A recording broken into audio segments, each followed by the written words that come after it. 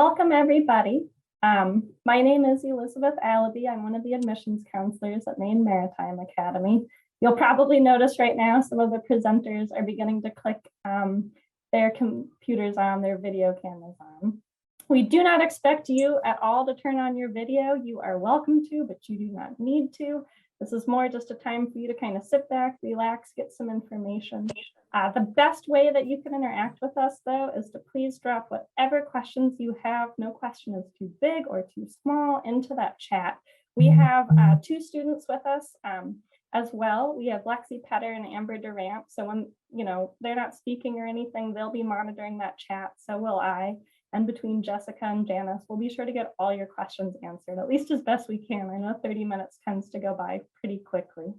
Before I pass it off to them, I just wanted to say a little bit about how our virtual open house session kind of works. And maybe if you noticed from Kate's welcome session, she would have introduced this idea as well. But we have that landing page. Lexi's going to throw that link right now into the chat just so you know how to navigate back.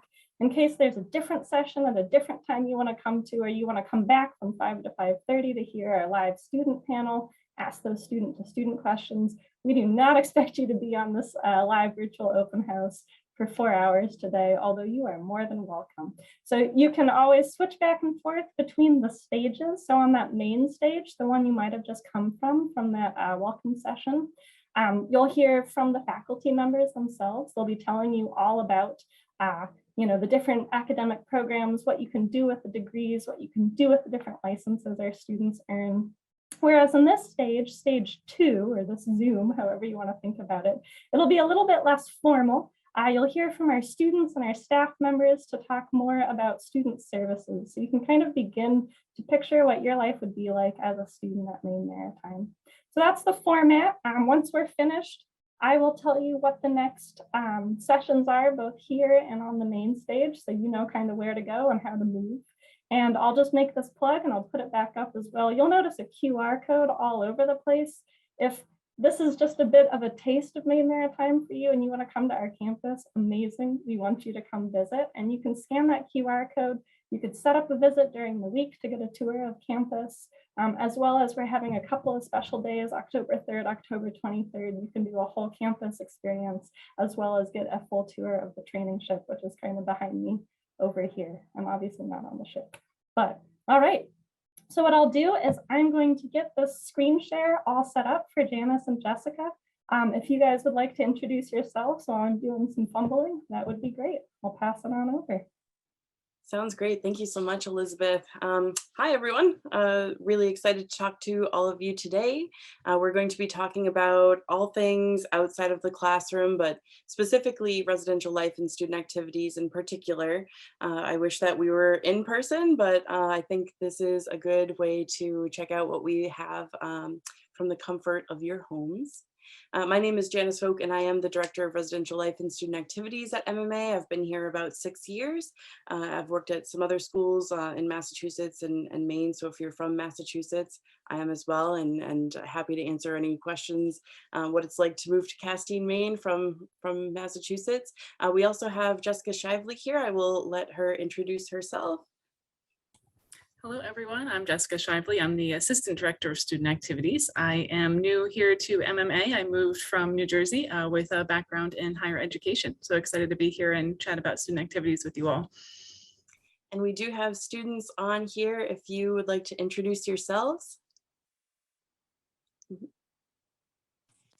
Hi, I'm Amber. I'm a senior in the Marine Oceanography and Small Vessel Operations major.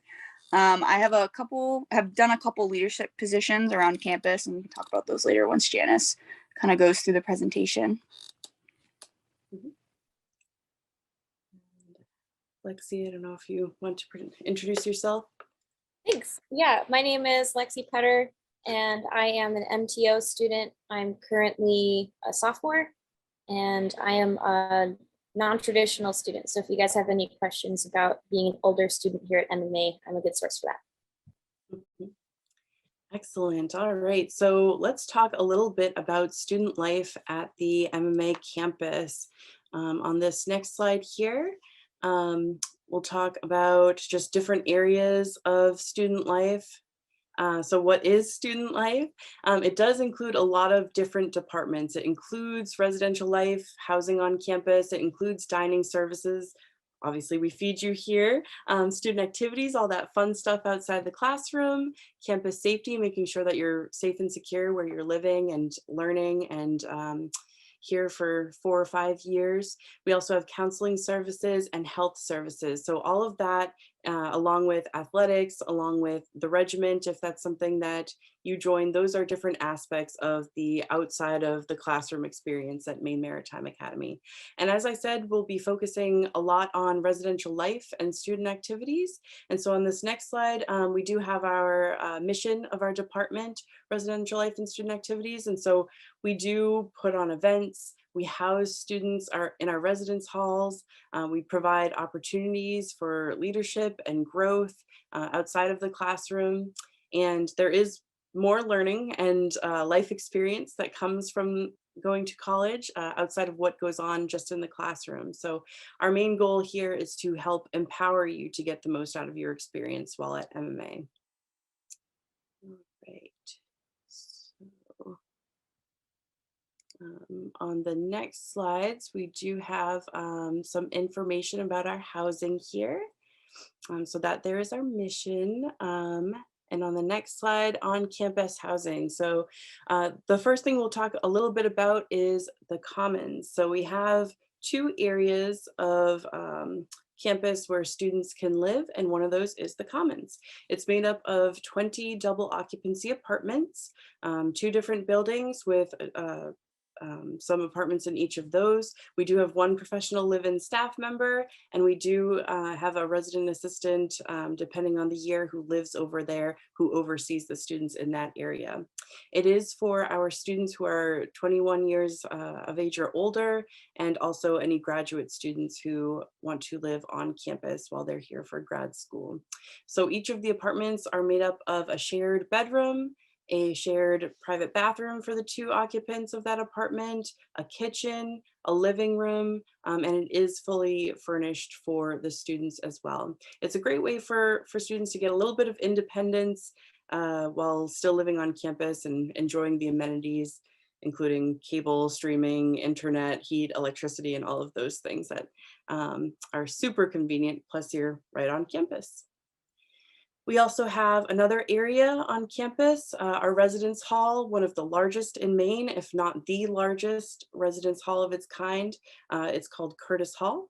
And Curtis Hall is made up of 307 rooms and a total occupancy of 667 students. So 254 double occupancy rooms, and currently we have 53 triple occupancy rooms. We only have 2 of those rooms this year that are actual triple rooms. With the COVID pandemic, we have just changes in occupancy based on safety precautions. And in the building, we do have community bathrooms for 6 rooms to 1 bathroom. In some areas, we have semi-private bathrooms where it's 2 rooms to 1 bathroom, as well as a few rooms that have their own private bathroom. There's a professional live-in staff member who has an apartment in this building, and we have 13 student RAs, and they oversee different areas of the building. They're a great resource for students. If any questions come up, they can get students hooked up with cleaning supplies and things like that. They also put on events for the students. There are a lot of amenities in Curtis Hall, including streaming, cable access, internet, laundry rooms, brand new laundry machines. Exciting for me, might not be as exciting for all of you. Cleaning closets, summer storage, the bilge, which we'll talk a little bit more about in this presentation, and more. So it's a pretty great place to live. We also have furniture throughout the building in the lounge areas. Here you can see a couple of our rooms. The one on the left there is a triple room. So there's a bunked bed and a lofted bed, and there's enough furniture for each student in the room. The same case is for the double room. So on the right there, you'll see a typical double room. So each student gets their own bed, mattress, wardrobe, desk chair, bookshelf, and a set of drawers. and there's a shared mirror, and in every room there is a window. Some folks ask that question. We do have windows in each room, and some of those have the best views in town. You can see the harbor from your room, and that is a huge selling point, I think. Not many schools have that view to the ocean. And so on this next slide, we do talk a little bit about some other resources that are available to students, not only in the residence hall, but also nearby. The Academy bookstore is actually in the basement of Curtis Hall. So if you need your books, if you need to grab something that you forgot to bring with you to school, if you need some MMA swag, that's all right there very conveniently. There's also a barber shop. Don't let the name confuse you. They will cut anyone's hair and for a very reasonable price. Definitely something fairly unique to the MMA campus, where there is someone to cut your hair right in the residence hall. Also, campus safety has an office. The commandant's staff, so they oversee the regiment. Their offices are also in Curtis Hall. The dean of students, health services and counseling services, they also have their offices right in Curtis Hall. So if you wake up not feeling very well, you're able to go right downstairs and speak with the nurse or the director, whoever's in the office, and they're there throughout the day, and they'll help you out with whatever goes on. Counseling services has their office right in the building in a kind of a nook, private nook away from the rest of the offices. And also our staff, the residential life and student activities staff, we're all located there. We have a prayer space or meditation space. So if you need that kind of area to pray or to do meditation, or to, we also offer that space as a private space to be able to do virtual counseling, then you're able to use that. We also have student leader offices, our resident assistants, the Wedge, which are our regimental leadership, student leadership. They have offices right in the building. And then it's just really close to our mess deck, which is where dining services is, and same with the Waypoint, which is another opportunity to get food on campus. So those are just up the hill, a short distance away from Curtis Hall. All right, and a little bit about the, sorry, I need to do a plug for the delicious food that we have at MMA too. It is some of the best college food that I've ever had. I'll speak just for myself. They do have a lot of opportunities up in the mess deck for all you can eat opportunities, different areas, pasta, pizza, sandwiches, the best salad bar in town, a lot of opportunities to get food throughout the day. And the Waypoint is more of a grab and go opportunity where you can go and get some burgers or a grab and go salad or some breakfast throughout the day, and just open a little bit later. So here you can see the bilge, which is located in the basement of Curtis Hall. All students have access to the bilge, whether you live on campus or you don't. And this area is a recreation room. We have multiple televisions down there, and they have access to streaming apps if you want to use those. We also have a fully renovated kitchen with granite countertops, microwave, stove, refrigerator, and we do have some pots and pans for you to use. So a great resource if you want to cook for yourself now and then. We have a pool table, air hockey table, foosball, ping pong. We have board games, and we also have a separate gaming room that has consoles and games provided. There are places to sit, and some folks use that space to study, to gather as a group to get group projects done, or to just go hang out and enjoy each other's company with one another. So it's a great resource for those who live in Curtis Hall, or if you are off campus or live in the Commons, you also have access. All right.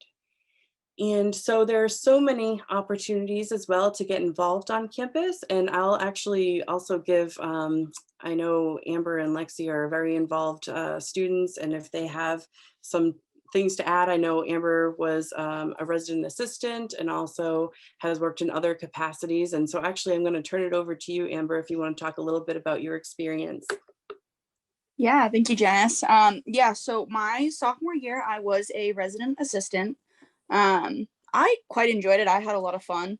I'm also now currently a student ambassador for admissions. So I'm essentially in charge of putting together all of the students' schedules, scheduling people for tours, finding people for when we do events like this, all that kind of stuff. I also was my freshman year, I had a big part in helping the swim team, build up the swim team.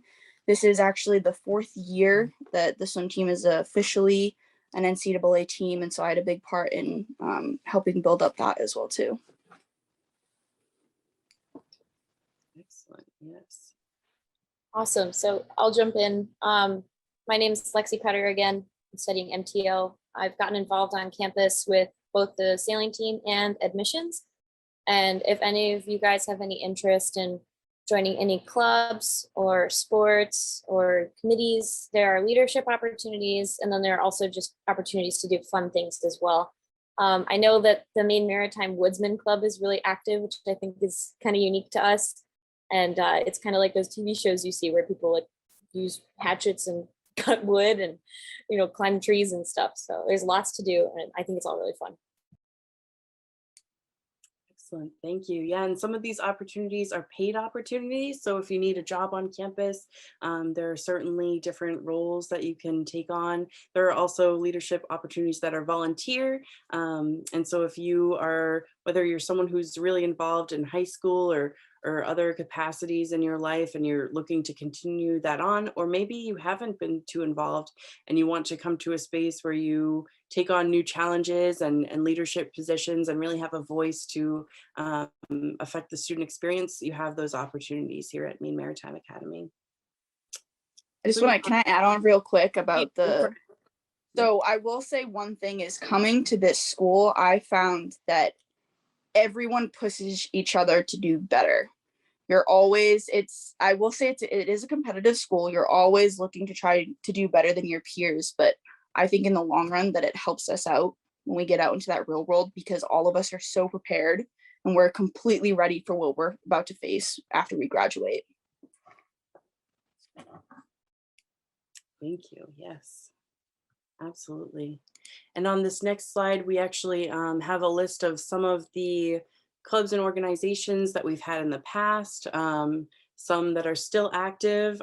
We have a lot of different clubs and organizations. I think Lexi mentioned the Woodsman Club, which is certainly unique. I had never seen anything like it before working here at MMA.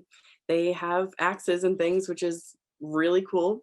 Some of these other clubs are very specific to different majors, whether it is, you know, the schooner crew, they work with the schooner boating, but that doesn't mean that, you know, if you're a business major or you have nothing to do basically with the water, that doesn't mean you can't join something like the schooner crew and get some experience in an area that you're not familiar with or used to. And same goes for, there's SBLA, which works a lot with our logistics majors, business and logistics, but that doesn't mean you can't join it if you are doing something completely different. So not only do you get to have great experiences in the classroom, but you can check out just different things that you wouldn't necessarily get the chance to do by joining clubs and organizations. And so we do have some, you know, typical clubs and orgs that you may find at other schools. Our College Democrats, College Republicans, our NROTC, Outdoor Adventure Club. They have been active throughout the years, just, you know, doing whitewater rafting trips in the past, and doing hiking trips and stuff like that. Doing Keel Layers Club, which from what I understand involves making boats, which is super cool. I know I'm learning so much from the students as they get involved with these different things. And we, you know, if you don't see anything that interests you on this list, that's perfectly fine. We're constantly having new organizations, new clubs. You know, they come to us with these ideas and we're able to empower them not only with support, but also budget from our Student Government Association to get up and running and start doing events for the student body and making things happen. So a lot of opportunities here, but you can revive. I know we used to have a knitting club. It hasn't been active in a few years. If that's your jam, then we can make that happen. So certainly something to think about as you're potentially coming to MMA. And I'm going to actually turn over the presentation to Jessica at this point. Jessica is going to talk a little bit about the fun stuff we have going on. Yes, absolutely. Hello again, everyone. So we have some great organizations on campus, which allow students to get involved, as Janice was saying, in many different ways with the MMA community. So between the RA programming, SGA, and the various unique clubs and organizations, which you saw a little bit of that on the list before this slide, there's always something going on campus. We also have the campus activities board planning events every week for the students. So the events and activities are planned by the students. So their content and themes are just as diverse as the students are. So the campus activities board, which I help oversee, holds weekly events such as bingo, trivia, so, some movie nights, and they also help with larger events as well. We have the Founders Day Ball, the annual Spring Duck Day, and Ring Dance. And this year we are planning some great outdoor activities while we continue to enjoy some beautiful weather. And then we'll move to some indoor events, activities to continue to provide them some great entertainment and keep everyone safe. So recently we held a movie night on the down at the waterfront. The movie was projected on the Sail of the Bowdoin, so it was a lot of fun. We also just had a student bonfire down at the back shore with a s'more contest. So the results aren't in yet. Hoping to see that by Monday, see who won.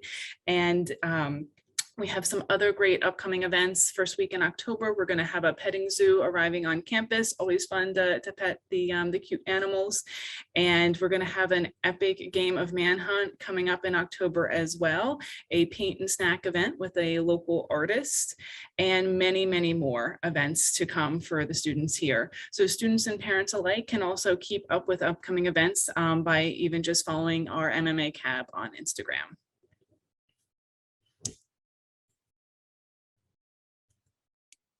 I think there may be some more photos here of just different events that we've held in the past. So a lot of our students end up volunteering for the Castine Fire Department, which is so awesome and a great opportunity for students to get involved with the community as well. We have some photos from the past year and some from previous years. You can tell whether there are masks in the photo or not. We do trips to go skiing, snowboarding. I believe that's either ice skating or a trampoline park there. We've done a few events like those getting off campus. We've done trips down to Boston to catch a Red Sox game. We've done trips to New York City to catch a Broadway show. I think you know, sometimes just a hot wing eating contest has been really fun for the students, and that might be that in that photo, but a lot of different things that we've done over the years. And as Jessica said, it's student focused and student inspired, and they make the decisions about what happens on campus. And so it makes for a lot of fun on campus. Are there any questions for us at this point? I was going to say, I wanted to add in one more event that we do that's not only popular among the students, but also the faculty and the staff get really into it as well too, because we have a chili cook-off as well. And it's like becomes this big whole event, and the staff all get into it. I know our fire department, they also will generally do one as well too.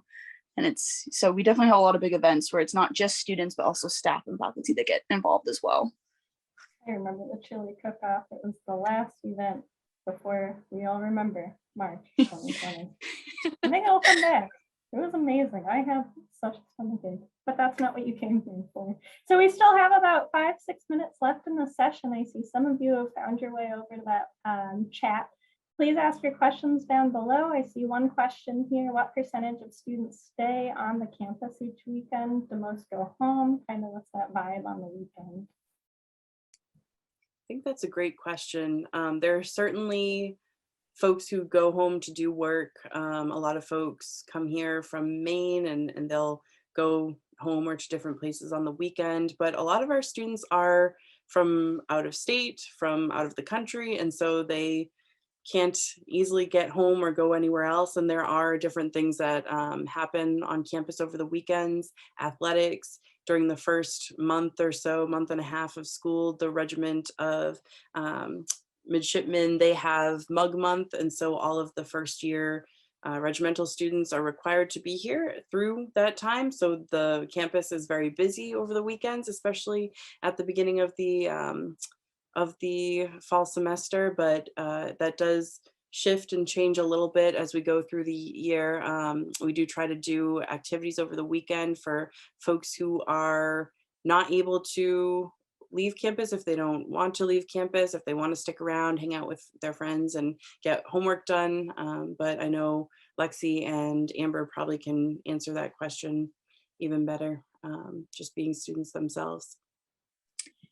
Yeah, so I mean, I currently live off campus now, but when I was living on campus, majority of my friends, we pretty much all stayed on campus for the most part. We didn't really ever leave. And if we did leave, we were either going and doing events with CAB, or we were going to like Bangor to go to Walmart, go shopping, whatever, get like snacks and stuff for our room.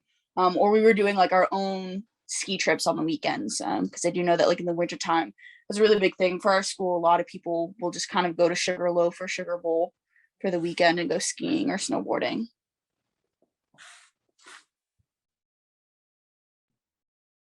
Yep, Amber said everything I would say. Thanks. I love the question about Acadia National Park because we are about an hour away and it's a fantastic location to be in, having access to that and just other state parks and hiking and outdoor opportunities in the area as well. Yeah, I'd love to talk about that.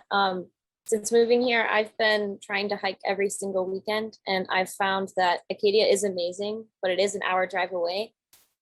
There are so many more hikes than I thought at first that are like within 20-30 minutes of Castine, and I like Great Pond Mountain a lot. That was a good one. So if you're trying to get out there, I know a lot of people carpool on the weekends to do those hikes as well.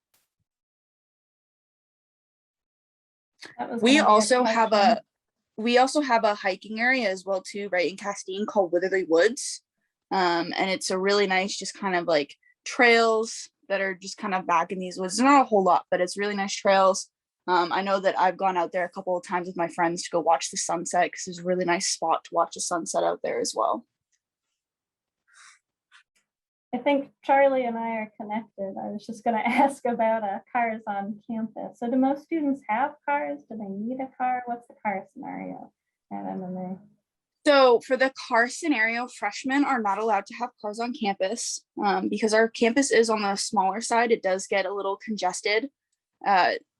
So sophomores, juniors, and seniors are allowed to have cars. We do have commuter parking for those of us who our senior year decide to move off campus.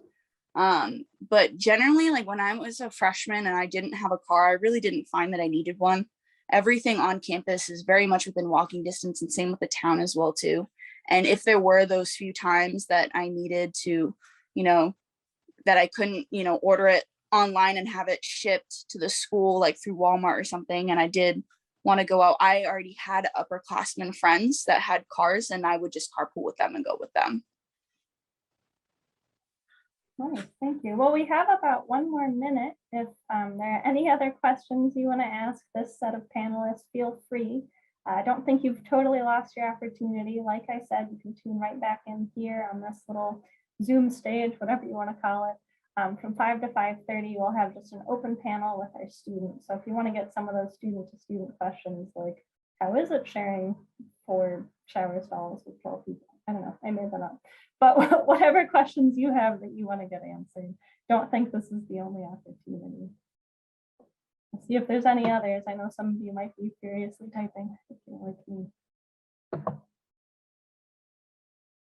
Well, perfect. So what I'm going to do, I'm going to go ahead and put up our transition slide for the next stage. But first, thank you so much, Amber, Jessica, and Janice, for taking the time out of this kind of rainy Saturday to kind of give these prospective students some more insight into what it's like to live on campus. So thanks.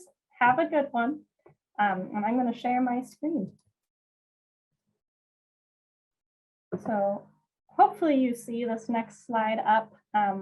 Starting in just about a minute here, we've got our athletics session. So we're going to be joined briefly by some folks representing that. And if you are interested to learn more about the transportation set of majors, so marine transportation operations, vessel operations technology, more about those license programs, what you're going to need to do is go back into that grabbing the link. I can't speak and link at the same time. I just put the link over in that chat session. So what you're going to need to do is click right back over there and you'll see the main stage. So if you'd like to tune in, listen to Captain Parrott, get some more intel about transportation, feel free. The other thing, here's that QR code I was mentioning. I know we're doing a lot of talking about campus. So if you want to get on campus, scan that QR code. It'll take you down to a calendar where you can register either for a campus visit during the week, or if you'd like to come on the weekend, we have a couple dates in October that are indicated. You can get a full-on tour of the campus, get a tour of the ship, just right behind me over here, and we'd love to see you on campus. So for now, what I'm going to do is stop sharing my screen. I'll introduce you to Megan, and then we'll kind of get this one going. So welcome to stage 2. You are here as part of the athletics session. My name is Elizabeth Allaby. I'm an admissions counselor at Maine Maritime Academy, and I'm so excited to share with you more about our athletics department. So Megan, if you'd like to introduce yourself, kind of kick us off, and then we'll figure out the screen sharing.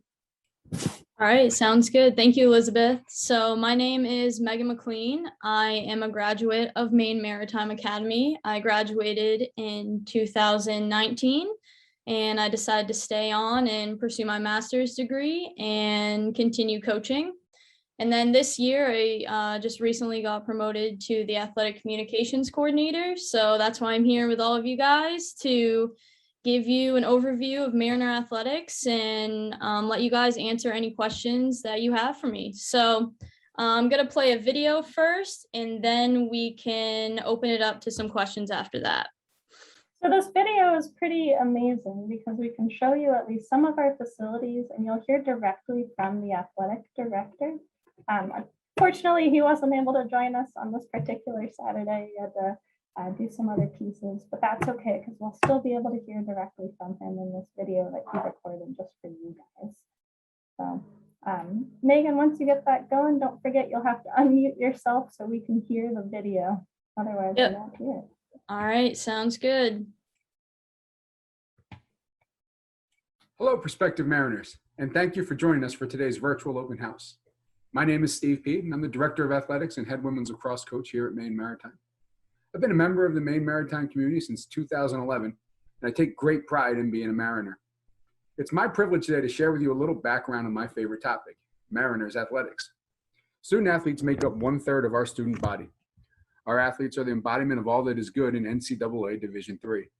They're students, they're competitors, they're leaders in the Regiment and Midshipmen, they are tutors, they are leaders of various clubs and organizations around campus, and they are champions.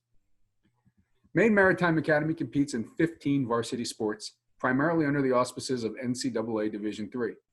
As a former Division III athlete and an administrator dedicated to the division for the last 20 years, I'm a true believer that it's the best venue of competition for student athletes.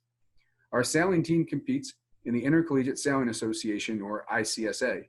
In addition, we offer men's and women's rugby and men's and women's wrestling as club sports, as well as a variety of intramural sports in the non-pandemic world. I will point out that our football team and our club sports are presently suspended and being reviewed during the pandemic. My hope as a former football player and wrestler is that these sports can make a quick return in the weeks and months ahead.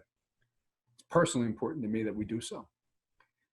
Our athletic teams compete primarily in the North Atlantic Conference, a 12-team league spanning from the Albany region in New York, out to Castine, Maine, up to Presque Isle, Maine, and back over to Canton, New York. It's quite a footprint. Our football team competes in the New England Men's and Women's Athletic Conference alongside such schools as MIT, WPI, Merchant Marine Academy, Norwich, and the United States Coast Guard Academy. Our league stretches as far south as Catholic University in Washington, D.C. Sailing competes in the New England Intercollegiate Sailing Association, which logically includes competition throughout New England. Our coaching staff is comprised of dedicated professionals committed to the mission of preparing our athletes for lifelong success through dedication to one's team, individual growth, and a passion for sport, education, and profession. We value integrity above all else as a driving value towards leadership, citizenship, and sportsmanship. We never miss a teachable moment in helping our athletes become the best versions of themselves. Our approach is paid off in the classroom, on the floors, fields, trails, courses, and waterways in and around Castine. Our student athletes have piled up an impressive array of honors and awards for their athletic prowess, and our Associate Athletic Director and head women's volleyball coach, Tricia Carver, will tell you more about that in a moment. But we've also been impressive in the classroom. Over the past 8 semesters, our student athletes have turned in a term and cumulative grade point average of 3.0 or better, while landing over 50% of our athletes on the Dean's List. Nearly all of our teams are recognized annually by the Professional Coaching Organization as a national scholar team in their respective sports. We're successful in the classroom because our coaches recognize that students attend Maine Maritime Academy to be a professional in something other than their sport or sports. We have developed a system of faculty athletic liaisons assigned to each team who aid in supporting our students as our athletes as students, competitors, and as people. We've worked hand in hand with our faculty to develop a class conflict form and a system for proctoring quizzes and exams while we're out on the road. Additionally, one of our coaches draws 50% of his paycheck supporting all of our athletes' academic success. When you join one of our teams, you'll have a team at your back. And now I'd like to throw it to the co-captain of my team, Coach Carver. Hi everyone, my name is Tricia Carver, and I am the Associate Director of Athletics and Women's Volleyball Coach here in Mariners Athletics. I'm here to share with you just a few of the many athletic accolades from our 2019-2020 academic and athletic year.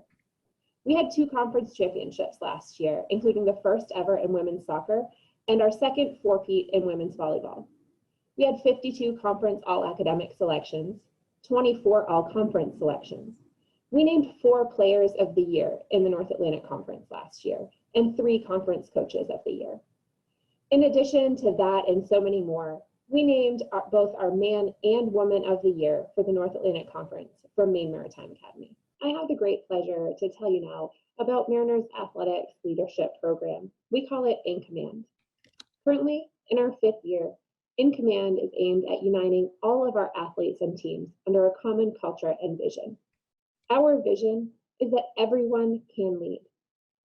We provide tools, training, and growth opportunities in a very hands-on, group-oriented way to develop all of our student athletes into the best leaders that they can be for themselves and their teams.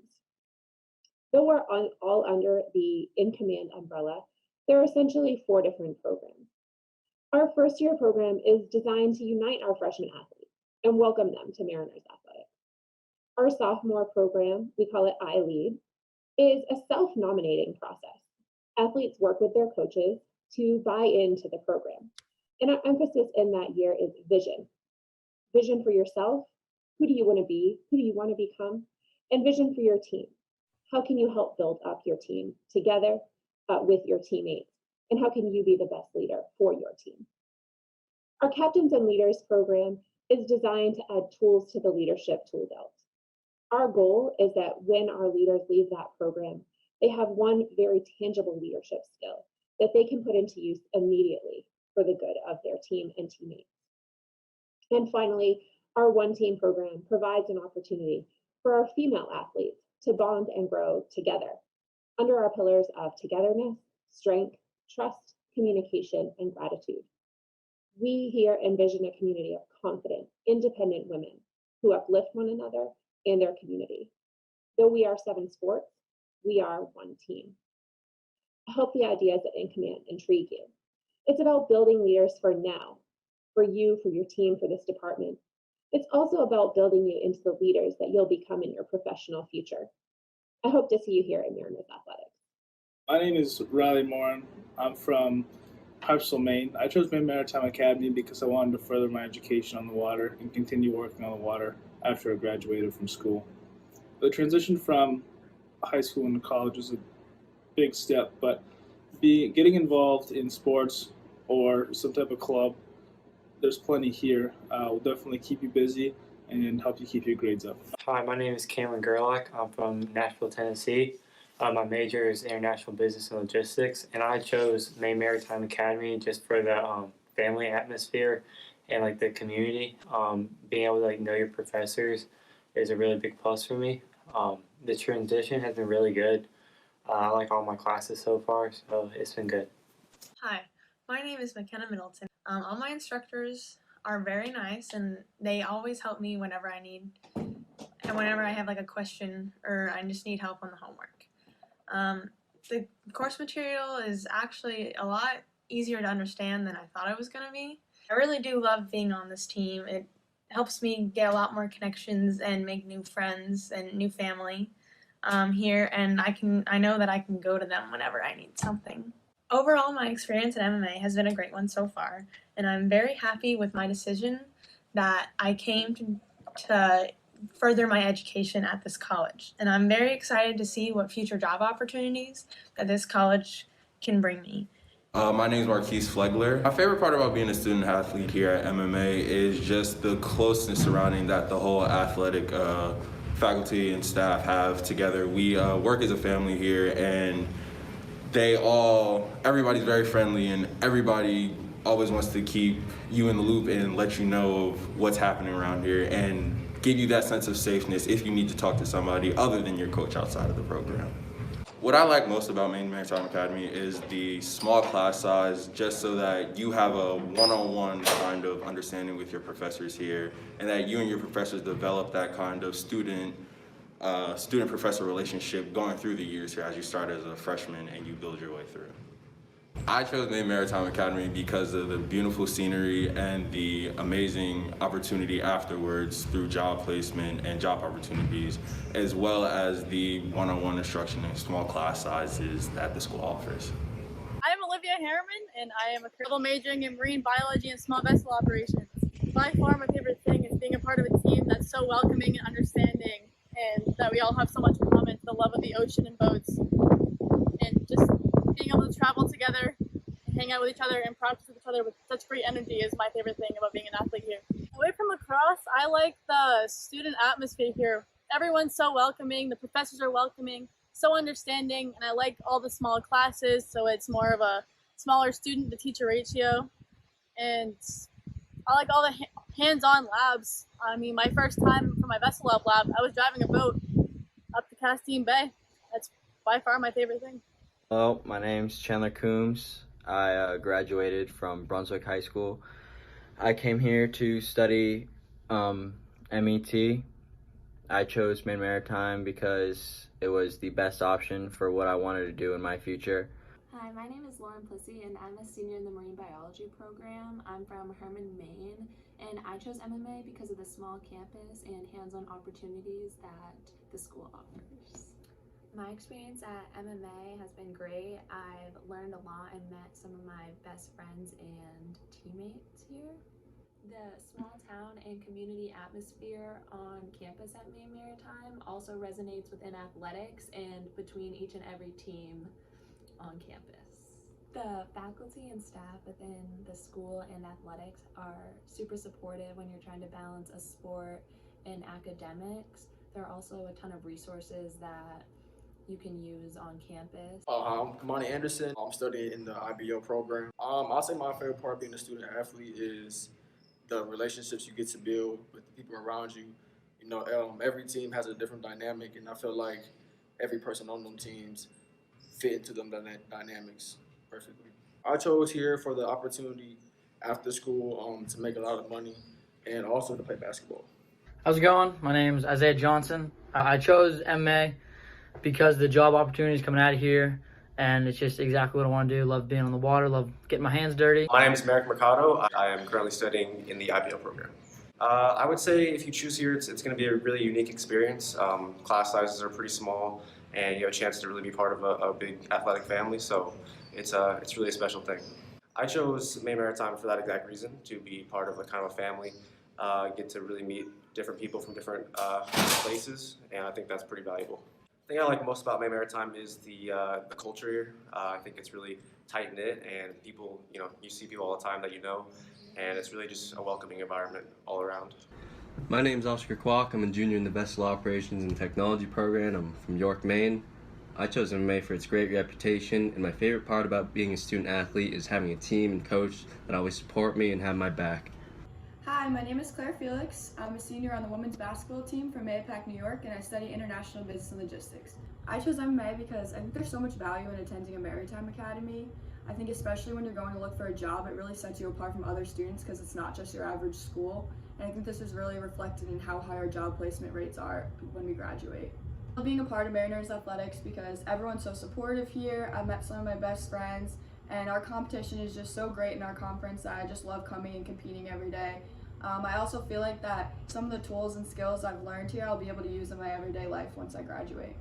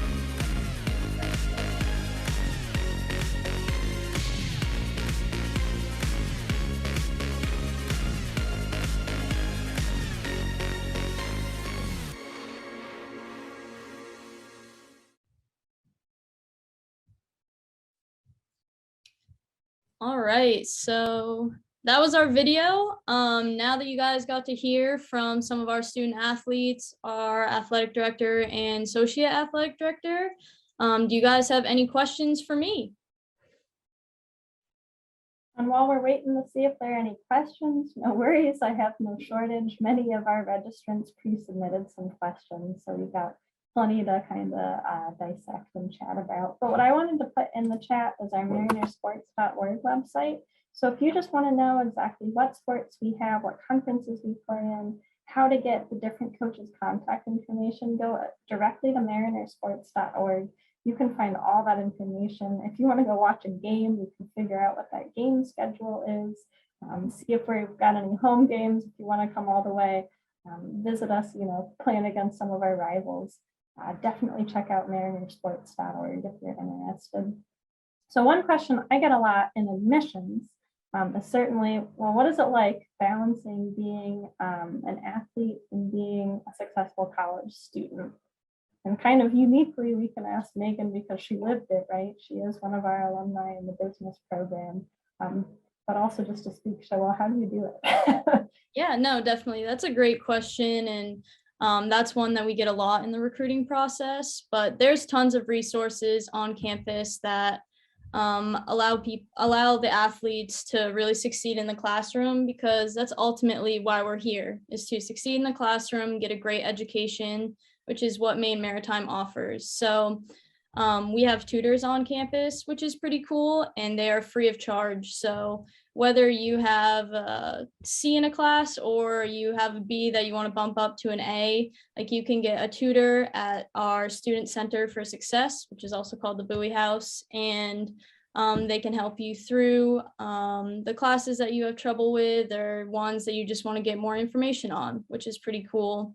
I know a lot of our athletic teams have study halls that you can go to, which are helpful for a lot of students, especially freshmen or first years that are just learning about college life and how to balance those. But I think as athletes, we all know that we have some good time management skills. And the one thing that I had to learn when I came here and was a student is that whenever you have free time within classes, like during the day, you're not gonna have a full 8-hour day of classes like you would in high school. So getting homework done during those free times is super important. So at, later in the day when you have practice, you can, eat and hang out with friends and not have to worry about that schoolwork. But just making sure you're staying on top of things and using the resources, whether that's your upperclassmen or the, coaches on campus, is super important for your success here.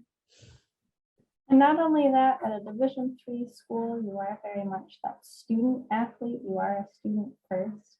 And I know, Megan, you are not specifically part of our regiment of midshipmen, but sort of seeing it from the outside in and the inside out. How does it work if you're in the regiment? You have, not easy academics, right? And you also have practices and How do you sort of balance those two different pieces? Yeah, I think one thing that has been super helpful for kids when they are in the regiment and athletics as well is just having that time management skills. The regiment and athletics, the governing bodies of both those organizations talk a lot and are constantly communicating to make sure if you're double booked, we make sure that you fulfill your regimental duties as well as being able to participate in whatever sport that you want to be in. So I think that's super helpful with having good communication, open lines between those two entities on campus. Also, just making sure that you're communicating with both your regimental commanders and your coaches in the athletic department is super important as well, to make sure that you're getting all your work done and fulfilling duties in both. But I've had a lot of friends that were in both, and it's definitely a lot of time, but it's worth it in the end when they have great jobs and they're doing what they love. So I think that if you're driven, you can definitely do both.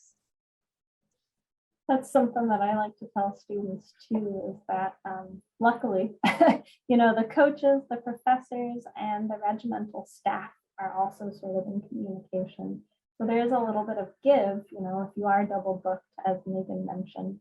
The trick, and I think typically student athletes are really good at this, is that you need to manage the time and you need to let everybody know if something, comes up and you gotta miss practice or you have to switch around, your regimental duties, et cetera, et cetera. But the three pieces, if you want to pursue all three, are there to be things that work together, not against each other, so to say. So another question that I have frequently from students, unless any of you have something, go ahead, fire it away in the chat. But how do I even join a team? Are they walk-on teams at the Division III level? Do I have to contact the coach? Will the coach contact me? Do I have to send in footage? Like, how do I get on the team? Yeah, no, that's a great question. And I think there's multiple different ways that prospective student athletes can go about this. And it also does depend on your coach and how they communicate with their recruits. But every program on campus should have a recruiting questionnaire that you can fill out. And you can find that on the athletic department page, or you can find them on the prospective sports social media pages. A lot of them will have them in the bios. So you can fill those out and get in touch with the coach that way. You can also go on marinersports.org, and there is a staff directory that has all of our coaches and their email and phone numbers if you want to contact them directly. And then you can also send videos if you want, if you have footage of some of your games and say, hey, coach, I'm interested in Maine Maritime. Here's a video of me playing. And if the coach will definitely reach out to you if they see something that they like. And our coaches are very active in going to various tournaments and things like that. So you could see them when you're playing at a tournament somewhere or something like that. So there's definitely multiple different channels that you can go to, but I would say being proactive and contacting a coach directly will definitely give you the best result for sure. Yeah, the other thing I would add is each team is sort of in a different, stage. If some of you were on that residential life session just before this, Amber, a student, mentioned that she was kind of part of building up the swim team. That's one of our newer teams in the last 3-4 years. So really depending on the coach, depending on sort of where that team is in its building phase, is also something to look in mind. I see there's a question, where do I go to contact the men's lacrosse coach? So Lexi Petter can put Brandon Melville's email address right now into that chat, but you can also find all of his contact information in marinersports.org. The best information I would give you is find the coach's email address and send them a quick email, because they might not have even seen any of your footage before. They may never have stumbled upon you at a tournament, at a game. So really getting yourself kind of up in front of them, getting those questions answered is great. So yeah, that email is in there. Let me see. So one question that I have that I think might just be interesting, because Megan is an alum, is, do you have any words of advice or encouragement or just suggestions, like what can I do right now if I want to prepare myself to be a successful student athlete, specifically at Maine Maritime, but maybe it's more general, because I know many of you are looking at lots of schools, as you should. You'll probably find at the end of the day that you're really going to want to come here, but just kind of general words of advice for anybody. Yeah, no, definitely. I would say that if you're interested in Maine Maritime, I would apply as soon as possible. Elizabeth, correct me if I'm wrong, but if you apply and get accepted, it's non-binding. So you don't necessarily have to come here, but at least you're in, and you know that this is an option that you could potentially go to in the future. And in regards to getting into a school, especially Maine Maritime, I would just make sure that you're staying on top of your grades. Like, don't take it easy senior year just because you're a senior. Make sure that you're still challenging yourself in that way, and just continue to put in the work on the field. If you want to be a college athlete, there's definitely a transition period from high school to college, and I would say get your strength up, get your quickness up, and maybe hit the weight room if your high schools don't necessarily do that. But I think just being open-minded and ready to put in the work, that you'll be successful here. We don't try, like, the coaches are very good at what they do, and they're going to be a great support system for you as well as the upperclassmen. So I would just, once you get here, find those role models and mentors that you want to follow, and kind of go from there and just put in the work. That's what I say to everyone that I'm talking to, recruits especially. If you put in the work, good things will happen. I think that's a really good note. If you put in the work, good things will happen. That, and as many of you already know, if you are high school athletes, you're already learning how to do that, right? You're learning that process. And just to echo what the athletic director, Steve Peed, said, the majority of our athletes have GPAs over a 3.0 threshold. So in some ways, once you're already being a little bit productive, you've got that positive inertia, that positive momentum, and you'll just kind of let that trickle over into your academic work as well. So I had one other question, and Megan, you might not know the answer, and that's okay. But if somebody wanted to start, let's say, a men's volleyball club, because at this time we have a women's volleyball team, how would you even go about starting another sport club? Not specific volleyball, but any sport. Yeah. So I think the first person I would go talk to is our athletic director, Steve Peed, and he is available most of the time. Like, he's on campus a lot, and you can also reach him by email, which is on the Mariner Sports staff directory. And I would contact him and just set up a meeting about what you want, and he can kind of guide you in starting that if it's something that is feasible for our institution. Oh, that's really good advice. Well, cool. Looks like we don't have any other questions coming in. Feel free, if you want to throw one last minute question in, go for it. And I'll go ahead and kind of make the transition to the next slide. Megan, thank you so much for taking time out of your Saturday to come and chat with us. here in this stage. Yep. A Thank little you bit more guys. about MMA athletics. Have a good one. All right, you too.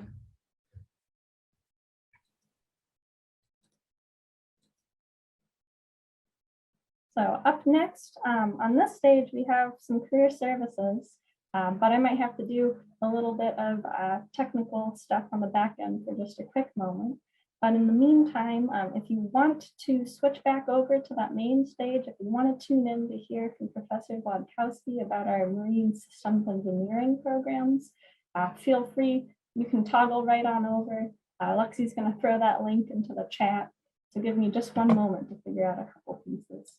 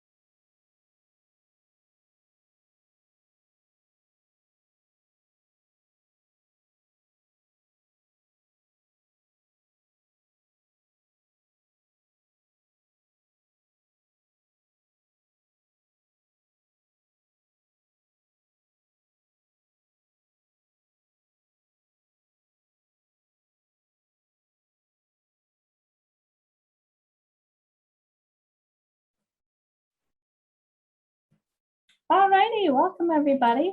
I'm just doing a quick double check to see if our presenter made it. I think there might be some tech issues happening on his end. So I'm so sorry that Captain Bryce Potter will not be able to join us, but who knows, maybe he'll pop in. But that's okay. What I can do is give you all the good information I know to be true about our Career Services Department. So before I go ahead and get started, I'm just leaving this transition slide up for just a moment longer to make sure that you've navigated to the right spot. So in this session, we're going to discuss career services, sort of what this department offers to you as a student, and also how you can get those summer internships, job opportunities, co-ops, or cadet shipping. They all have different names, but they kind of will lead you towards the same outcome, getting out in the industry. So we'll kind of dive into that a little bit deeper. So again, my name is Elizabeth Allaby. I am an admissions counselor here at Maine Maritime Academy. Though I am not specifically in the Career Services Department, I share a space with them and I talk to them every day, so I know exactly about all the good work they're doing just for our students to get them out into the workforce, both over the summer and when they graduate. I'm going to quit sharing my screen now, and we'll kind of get going. So the other person that I've got joining me here is Lexi Petter. She's in her second year as a marine transportation operations student. I'll let her sort of introduce herself, say maybe why you've chosen MTO, and then we'll get officially started. Hi, good afternoon, everyone. As Elizabeth said, I'm Lexi Petter. I'm studying MTO. For those of you who don't know all the acronyms of MMA, Maine Maritime Academy, MTO is marine transportation operations. So I'll be working as, when I graduate, a third mate unlimited with my US Coast Guard license. And I'll get a bachelor's of science in the marine transportation operations. So that's kind of how that looks. I know I didn't fully know that before I came here, in case you're wondering. When we cadet ship as MTO majors, we go out between our sophomore and junior years. And between the freshman and sophomore years, you go out on cruise. And so it kind of fills in each summer. You have cruise the first summer, cadet shipping the next summer, your junior cruise the last summer, and then you get ready for your graduation, and then you have your Coasties test at that point. So when we talk about career services for MTO and the other unlimited majors, that's kind of where that fits in with your cadet shipping, or we call it co-op. VOT students do it at the same time as well. So a lot of acronyms in the maritime, don't worry, we'll catch you up to speed. So if you are pursuing any type of Coast Guard licensing at Maine Maritime Academy alongside your 4-year bachelor's of science, or maybe your 2-year associate's degree if you're going for our smallest license, these students need to get a certain number of days out to sea. So kind of picture, you know, many of you might already have your driver's license or you're working that way, right? You had to get a certain number of hours on the road. You had to demonstrate competencies, the rules of the road, that you knew what you were doing. That's the same thing for our students earning Coast Guard licenses with their majors, but it's a lot more intense, right? So the unlimited licenses that Lexi mentioned, these include both the transportation side. So these are students learning how to operate vessels, stand behind the helm. They understand how to use marine radio, good communication, how to get that vessel in and out of port. And what licenses we offer are both unlimited. So these students might be on the biggest ships you can imagine. So the training vessel behind me in this image is about 500 feet in length. And they might even make it, you know, all the way down to some smaller vessels as well. So how's it going, Captain Cashman? If you'd like, you can certainly turn your video off for right now. Kind of be at ease. There we go. Unless you wanted to be on, you never know. Otherwise, we offer a few different limited licensing options as well on that transportation side. So one thing that really sets our school apart are students who want to work on tugboats, tug and barges, all the way to kind of any sort of coastal supply vessel you can imagine. And that other side of the big licensing, the unlimited tonnage licensing that Lexi had mentioned, would be the engineers, right? So they're getting that credential to be able to work out at sea, aboard any size vessels and any waters all over the world. So what I wanted to do, you'll have to give me just a moment, is just share a little bit of a screen. Hopefully you guys aren't totally over the old screen share. If you're like me, welcome, Captain Potter. Visuals worth a thousand things. Good morning. My apologies, everyone. No, great. I'm glad that your technical glitches worked out. So we made it happen. I don't know if it's raining wherever you guys are, but you never know in the rain if the internet is going to hold. So before I kind of move over, I'll let Captain Potter introduce himself. We got about as far as explaining a little bit about what the different licenses would lead you to. And we didn't really speak a whole lot about cadet shipping or you know, the co-ops, the internships, things like that. So just kind of so you know where we are. But okay, amazing. Well, I'll just do a little bit of a quick introduction. Welcome, everyone. It's great to have you here. We're happy to have you. Thanks for stopping by. So our career services department, my official title is Director of Career Services, and then the other part is Cooperative Education also. And we're sort of a strange career services department because, oh, that's strange. We operate differently than most other colleges do, and that's because of the way that our academic program here is structured. So the majority of what we do is actually not traditional career services helping people find jobs, but is getting people out to do co-ops and cadet shipping to get them out into industry before they start, before they actually graduate. Experiences out in the workforce before they graduate. As a result of that, by the time they do graduate, they've already had experience applying for jobs. They've already got industry contacts. Typically, the students themselves, even without us, have developed quite a network of industry contacts among their friend groups and things like that. So that's really the larger part of what we do. We also help students with resumes and help them with, help them make contacts and find jobs. And really we help alumni as well. It's not just while students are here, but once you're here and once you're alumni, you're part of the family for the rest of your life, really. Nice, amazing. Did you have any slides you wanted to share? It's not gonna work today. No worries, that's totally fine. If I had another 20 minutes, I might have been able to make it work, but I'm happy to chat with everybody. I apologize for the lack of slides.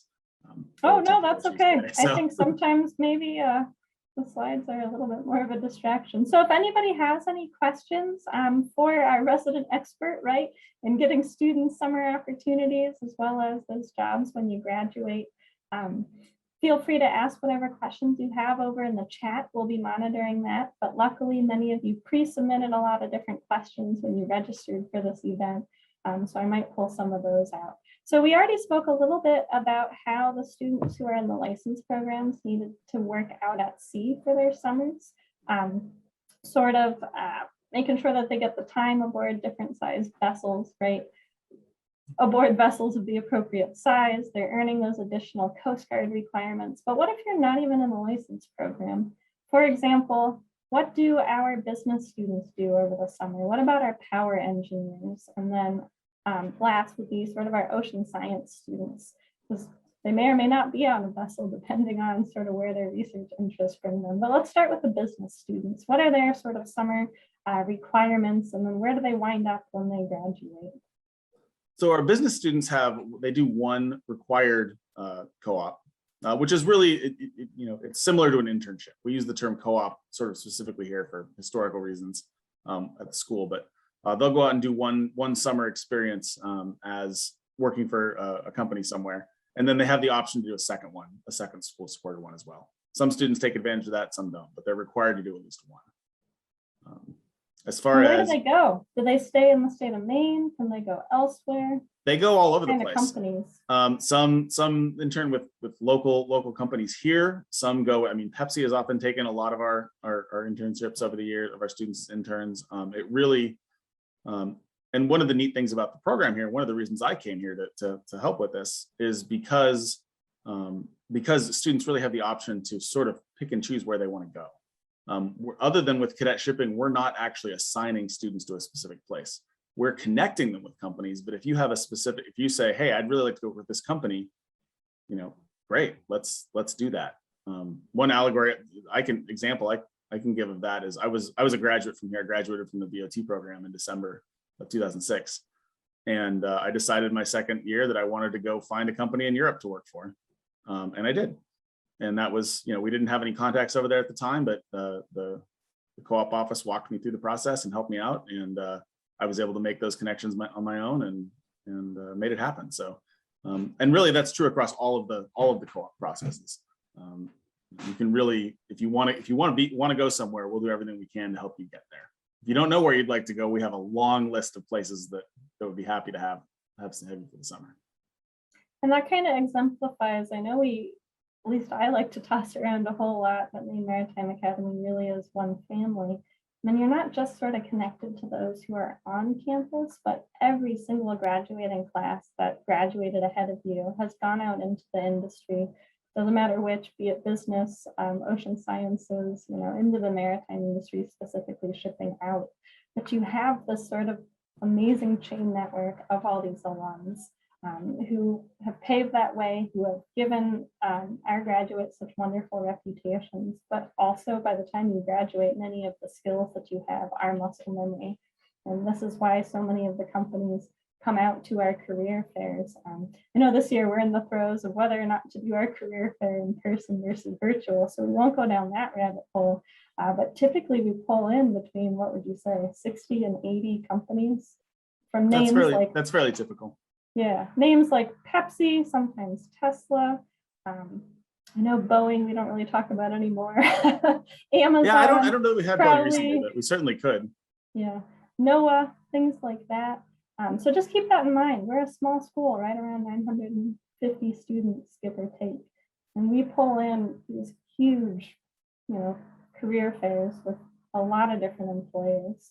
So we talked about business. I just didn't want to lose my thread. Yeah. What are the Can I add one more thing about the career fair real quick? One of the things with all these companies, and one of the advantages of coming to Maine Maritime is that these companies aren't just looking to hire people. They want to hire graduates from this institution. A lot of them, we have long-standing relationships with them, and they want our graduates very specifically. So you're not necessarily competing with everybody all over the world. You're just competing with your classmates. It makes the pool a lot smaller. That's a really good point to add. I know we had spoken about business. I was just sort of curious, well, how does it differ then for the power engineering program? So for the power engineering summers? Yeah, for the power engineering program, they do two co-ops in both PET and PEO programs. They each do two. So one after their sophomore year and one after their junior year. And they're typically going, those often are more local, but they don't necessarily have to be. A lot of students prefer to stay in Maine historically from those programs. I don't know exactly why that is. That just seems to be where folks are drawn to. But a lot of folks go to, either regional in New England power plants or across the country. I know I'd heard of some students landing in Texas and down south, companies escaped me. Yep. And one of our student ambassadors, these are the students I, of course, get to know the best. He's in power engineering technology, and he did a summer with Hewitt. It's a construction company, pretty big. And after he did this co-op, it was after his sophomore year, they'd already offered him a job for when he graduated. So they're just waiting. Yep, and that typical. That brings up a very good point, and that a lot of our seniors, especially, they'll have job offers before they've graduated. A lot of times, which is a pretty nice feeling to graduate knowing you've already got a job offer lined up. Definitely. Then you know from what your next stepping stone will be. It doesn't happen for everyone, but it's quite common. Yeah. The last sort of academic department that we haven't really touched on for summer would be ocean studies. And I know they're a little different because they don't have an academic requirement to do any type of co-op or internship. The reason for that is sort of that pinnacle of the graduate program. The undergraduate program is that senior research project. But it doesn't mean you can't, right? No, so where certainly. do these students go if they pursue those options? Typically, the ocean science students tend to, if they're doing summer research or things like that, they tend to work directly through the professors. And that's something where the faculty in the ocean science department we work with pretty closely, and because their field is pretty specialized and they're a fairly small department and they have more expertise there certainly than I do. I mean, I started my career on a research vessel, but I'm not deeply involved in the ocean science world. And they really help us out a lot. The faculty are really good about us passing information to them passing to us, and really helping the students, find either good jobs or good places to go work for the summer. A lot of them do go do interesting things. They just don't do it as part of an academic course and under the auspices of my office. And then, depending on if they're also earning the 200-ton Coast Guard license, they may or may not need to, spend a summer or two aboard a vessel to get those sea days. But I have also heard of a student, she graduated in 2019, and she wound up on a research vessel that went down towards the Antarctic coast. She was not getting any type of Coast Guard license. So you might be like, well, why was she on a ship, right? Because she's studying the ocean. So inevitably, if you want to go and be present to sample ice cores or do what you need to do, you might spend time as an oceanographer, as a marine biologist aboard a research vessel. But you might not be the one sort of behind the helm or down in the engine room. So I was looking to see if I had any other questions come through. And like I said, feel free to ask whatever you've got. This is kind of your time to get your questions answered. But one that I'm commonly asked in admissions is, well, how do I even find these summer things? Like, this is all good and great, but it sounds pretty intimidating. Like, who can help me with it? And that is us. That is my office. Career Services and Cooperative Education Office. We basically, as we're going through this, we walk everybody through. There's a long preparation process. We've actually already started our first meetings preparing people for summer of 2022. And we sort of walk people through the process. Career fair can be a big part of it. A lot of people find co-ops at that career fair. It's not just for graduates. It is, in fact, I would say the majority of the connections made are for co-ops rather than just seniors who are graduating. Certainly, there's a lot of both, but so we do that, and a lot of it is us sitting down with students, or students sitting down with faculty, or talking with their peers to a large degree and saying, oh, here's where I'd like to go. And to some degree, our students know where they want to go. I mean, we don't really have to do the sort of traditional career fair of like, what do you want to do when you finish? Students have a pretty good idea. What we do is we help them hone in on, say, which part of what they're doing they want to do. Like, I want to go to C. Okay, which industry do you want to go to C in? Do you even know what's out there? And then we help them, as to the extent that we can, that jobs are available, we get them experience in that industry of their choice, so that they can see what it's like before they graduate, before they're committing themselves to a single course of action. And to that end, I mean, this may or may not be a career services specific comment, but a lot of folks ask me, well, okay, this is the maritime industry. I want to go to Maine Maritime Academy, but I've never been in a boat, right? Like, can I still come? Yes. Yes. So what our programs, what our academics will do, what the summers will set you up for is by the time you graduate, you have the skills needed. So it might not mean that, just like Bryce said, specifically, I want to be a captain of this type of vessel in these waters doing this type of industry. But that you have some sort of appreciation for being out at sea, right? And that's kind of that nice jumping off point. And sort of to that end as well, we are a very career-oriented institution. We are unique in that way. We are a STEM school, science, technology, engineering, and math, and our students who come are focused. They already have a pretty good idea what they want to do when they graduate. And it doesn't mean that you have to be in the maritime industry for the rest of your life. Absolutely not. But if you want that option to work out at sea, it's great to come here, and you can often transition those skills back to land as well. So that touches a little bit on really one of the things that I like the most about this school. And the reason I came here as a student originally is our students have options when they graduate. They, depending on which major you're in, of course, your options are different, but you look at, say, an ocean science SVO student, they can go work on vessels in a normal position. They can go work on research vessels. They can go into science, go into grad school. There's a lot of different things they can do. Our engineers can go, engineers are in demand everywhere, whether they're in the power engineering programs or in the maritime programs. There's a lot of demand all over the place, both at sea and shoreside. If you work as a maritime engineer, it's pretty easy to switch shoreside if you decide that you want to. You don't need to go to sea anymore.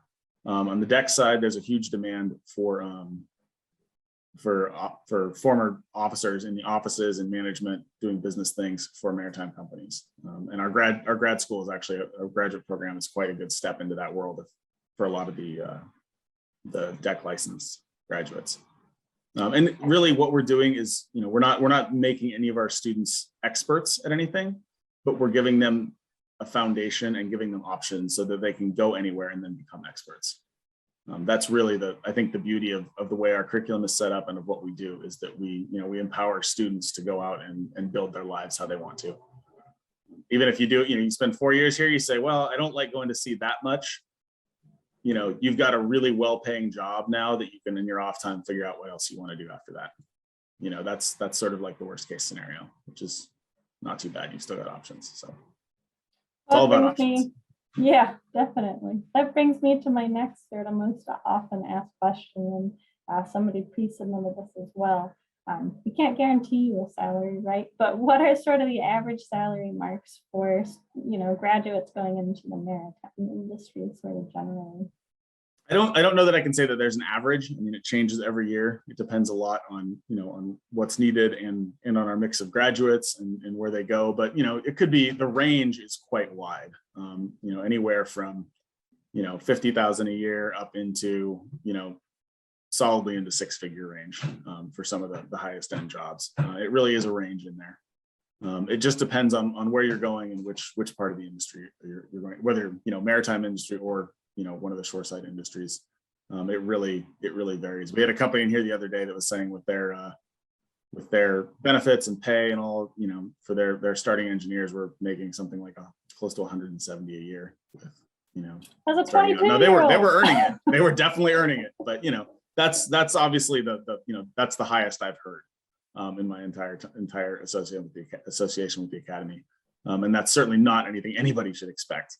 But you know, I would say you know, a lot of our graduates, I would be surprised if anybody's not making 50 or 60,000 a year at least right off the bat. And just to sort of contextualize that for graduates of sort of your more traditional, maybe a liberal arts college, that average salary starting off range is between 40 and 60 grand, which is by no means bad. But if you're coming out with a degree from here and you know your range is 50 to 100, you know, it's not bad, just as Bryce mentioned. And to that end too, if you have to take out those student loans, I don't think our students really have much issue paying them down and paying them down quickly, especially if you have some of those higher salary marks. I know usually the first purchase is a truck and then maybe a house, right? But you can dump money into those student loans pretty quickly. And also because of that, I know in speaking to many of our different students, they don't really have any issues getting any private loans from banks. Banks are like, oh, you're from Maine Maritime, amazing. So just kind of keep that in mind, that return on investment, that return to the investment you've made in yourself to get this Maine Maritime Academy degree, to get the license if your program and all of that, often pays enormous dividends by the time that you graduated. Yeah, this is very much an investment in the rest of your life. I mean, that's what this is. You know, regardless of what path you choose to take or where you end up. I mean, you never know where you're going to end up.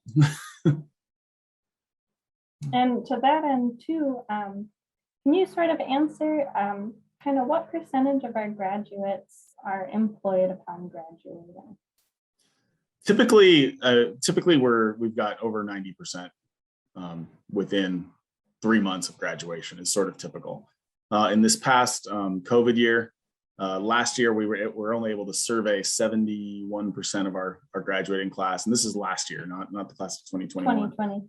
2020, which was a real tough year for jobs. 98% of them were employed, the folks we were able to reach. 98% of 71% survey. In a very hard year. Yeah. And that, you know, our graduates are in demand.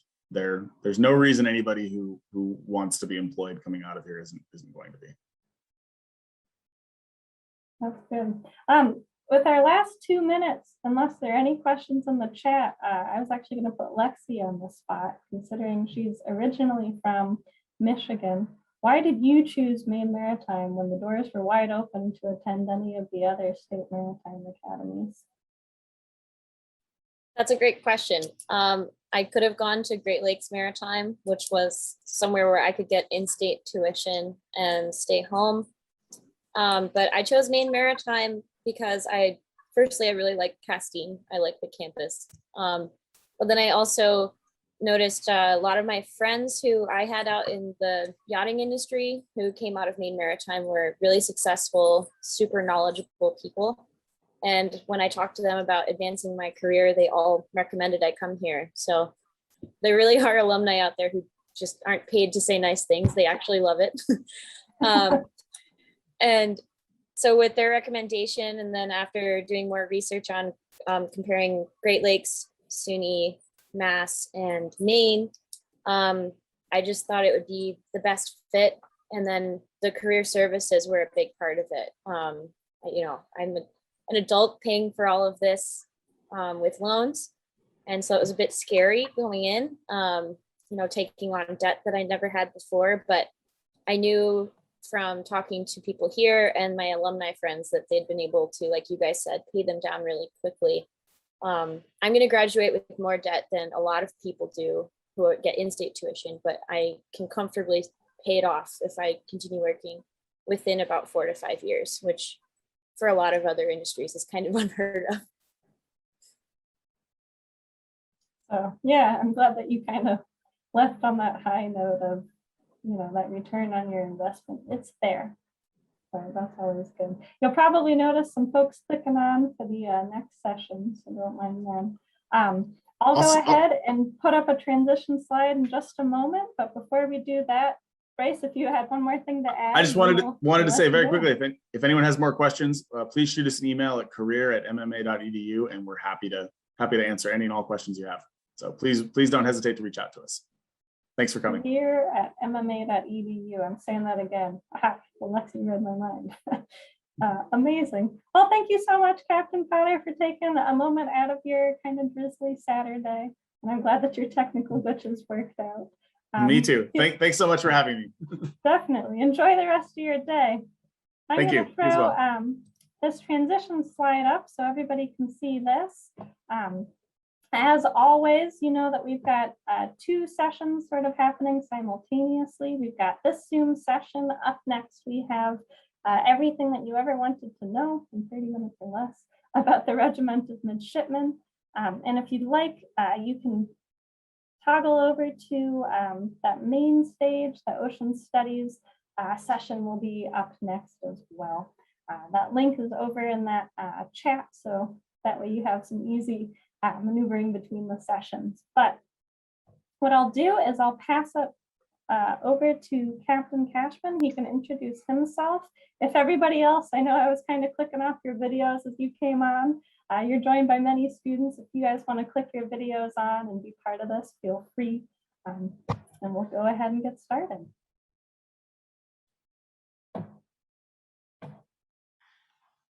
Great. Well, Elizabeth, thank you very much, and I do appreciate that introduction.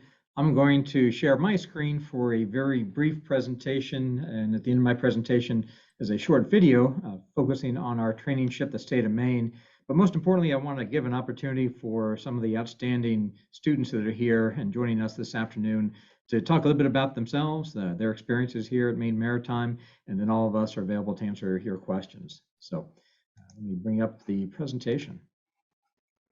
Always the hardest part, screen sharing under pressure. All right.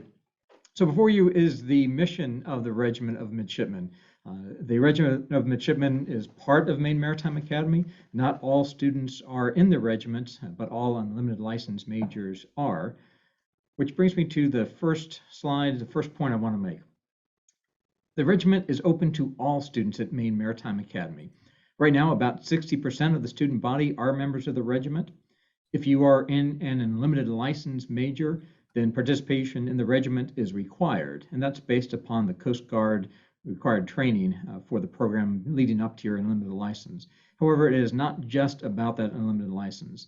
There are great opportunities for developing your own leadership skills, interpersonal relationships, learning how to work with others, manage organizations and events.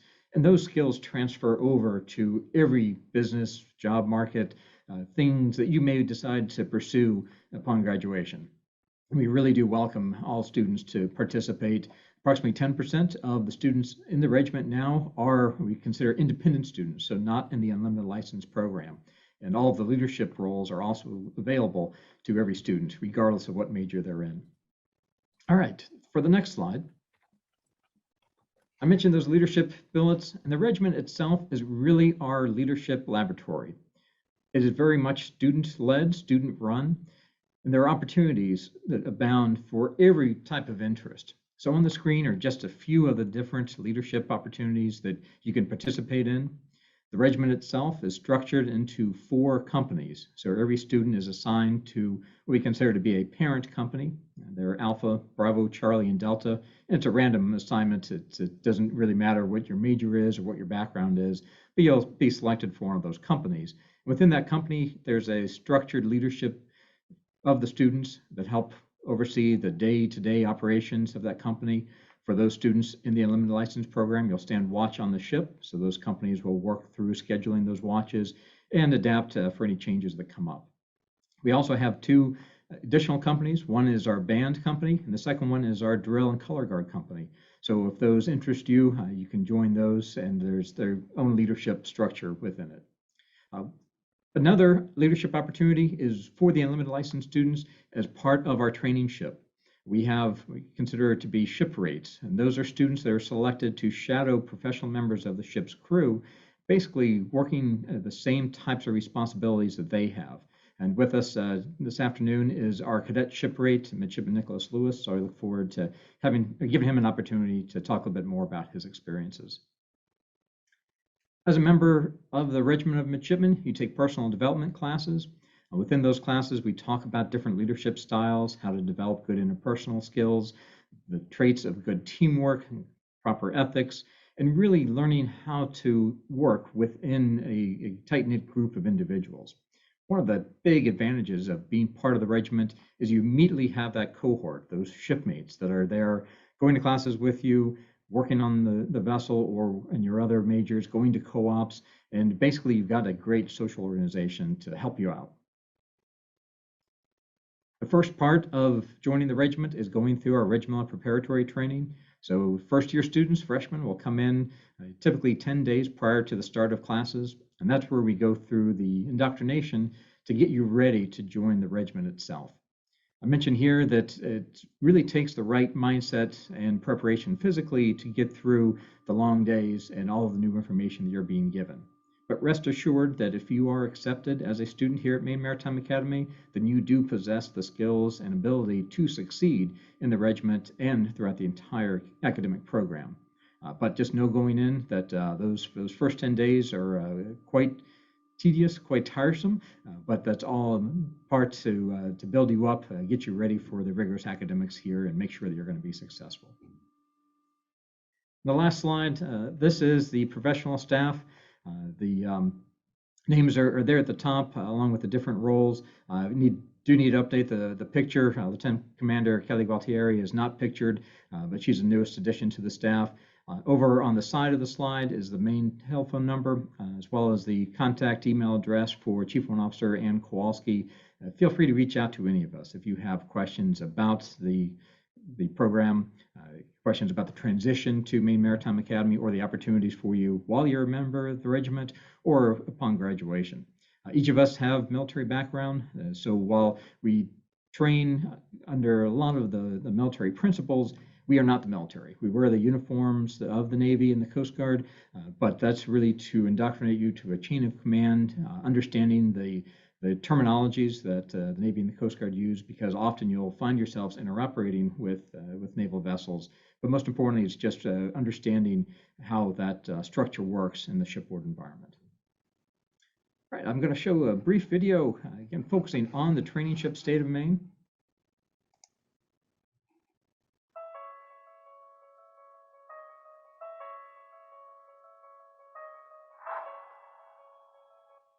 When I was interested in coming to the school, obviously they do the like ship tour, and that's when I knew this is what I wanted to do with my college career. During that ship tour, I realized that this was a chance to do something, you know, on a really grand scale and work in an industry that's huge and all across the world. And it just appealed to me right then and there. And I'll never forget the first time I stepped on the ship and going up to the bridge. I was just, this is what I want to do. First day or two, there's some confusion, you know, what watch, where I go. After the first couple of days, you could actually tell the ship is rested. I don't know why. Freshman cruise was pretty neat because that's, you know, the first time that I ever went to sea, and I experienced a lot of new things on that cruise. Just be it, you know, going overseas, being away from home, having a chance to actually go to work. Well, the high point for students, I think, is once they get away from casting, actually get out on the ocean. So, you know, a lot of it's pretty brand new. They've never done that before, especially freshmen. Then if you have a good trip across, it's not too rough. That's pretty. You get a lot of the navigation done, celestial and whatnot, and see your first foreign port if you've never been there. I guess probably for the cruise, freshmen would be going to the foreign ports, you know, going out to sea for the first time. Seeing things like dolphins and whales jumping all over the place, getting nice weather, going from the green water of the Gulf of Maine into the Gulf Stream where it turned deep blue, indigo blue. The high point for them is, okay, they've been to, maybe you've been to some of these ports before. They're working on getting things done, you know, getting whatever their classrooms work on ships, getting that out of the way. So given a little more responsibility and, you know, assisting with the freshmen and guiding them, so to speak. They're held accountable for things more too. Although it's a lot different than freshman cruise. Freshman cruise was really like, okay, I get my chance to travel and kind of, do what I need to do and learn as much as I can, but still have some fun. I'm really looking at this upcoming cruise as a chance to work, a chance to grow as a professional. I know personally that I need to improve my watch standing and just my overall, I guess, capacity as a mariner. And I think being on the training ship gives you a controlled environment and the time to really do that. So I am definitely looking forward to my junior cruise. I'm super nervous, but I'm ready to work hard and do what needs to be done.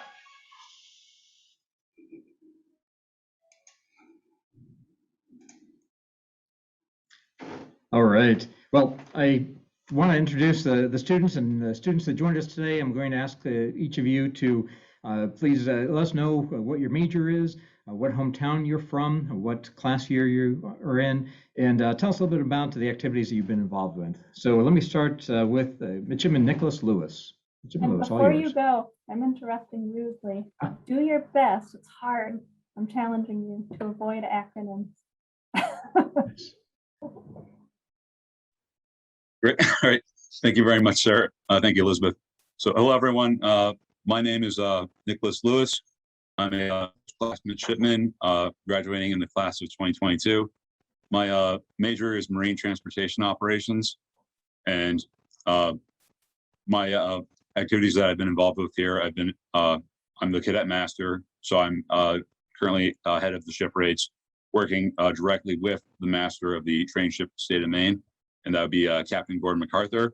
I'm also a veteran. I was in the Navy prior to coming to MMA, and part of the reason why I was so interested in coming here was just a long time ago, I came up to Maine and I absolutely loved it. And I just, told myself I wanted to move to Maine. And when I learned about MMA, it just, Maine Maritime, it just made that, that connection was there and it fit. I didn't apply to anywhere else. It was here or nowhere. And I'm so grateful I am here. I couldn't imagine being anywhere else. And I highly encourage anyone who is interested in attending. You can't make a better choice. This is the school to be at. Great. Thank you, Mr. Lewis. Midshipman Christian Shepard, you're up. Hello, everyone. My name is First Class Shepard. I will be also graduating in the class of 2022 in marine transportation, just like the cadet master. Some roles that I fill at this school: I'm the drill company and color guard commander. I'm the cadet second mate, so I'm the third down on the list for the ship rates on the deck side. And some activities I've done at this school: I am part of the cross country team, the wrestling team, and our track and field team as well. Midshipman Shepard, thank you. Midshipman Grady Reardon. Hello, I'm second class Grady Reardon. I'm a marine engineering technology major. I came here from Dover Foxcroft, Maine. It's about an hour and 45 minutes north of here. I took a tour of this school sort of in the beginning of my senior year of high school, and I fell in love with it. I had an idea of what I wanted to do, but I had no actual direction of where I should head. And after taking a tour of the school and seeing everything that it had to offer between hands-on and the structure that especially the regiment provides, I immediately knew that this is what I wanted to do.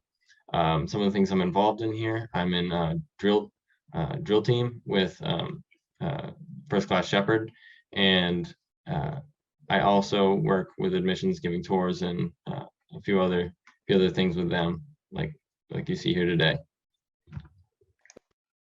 Excellent, thank you. We'll go to Midshipman under guidance, Zaina Dixon.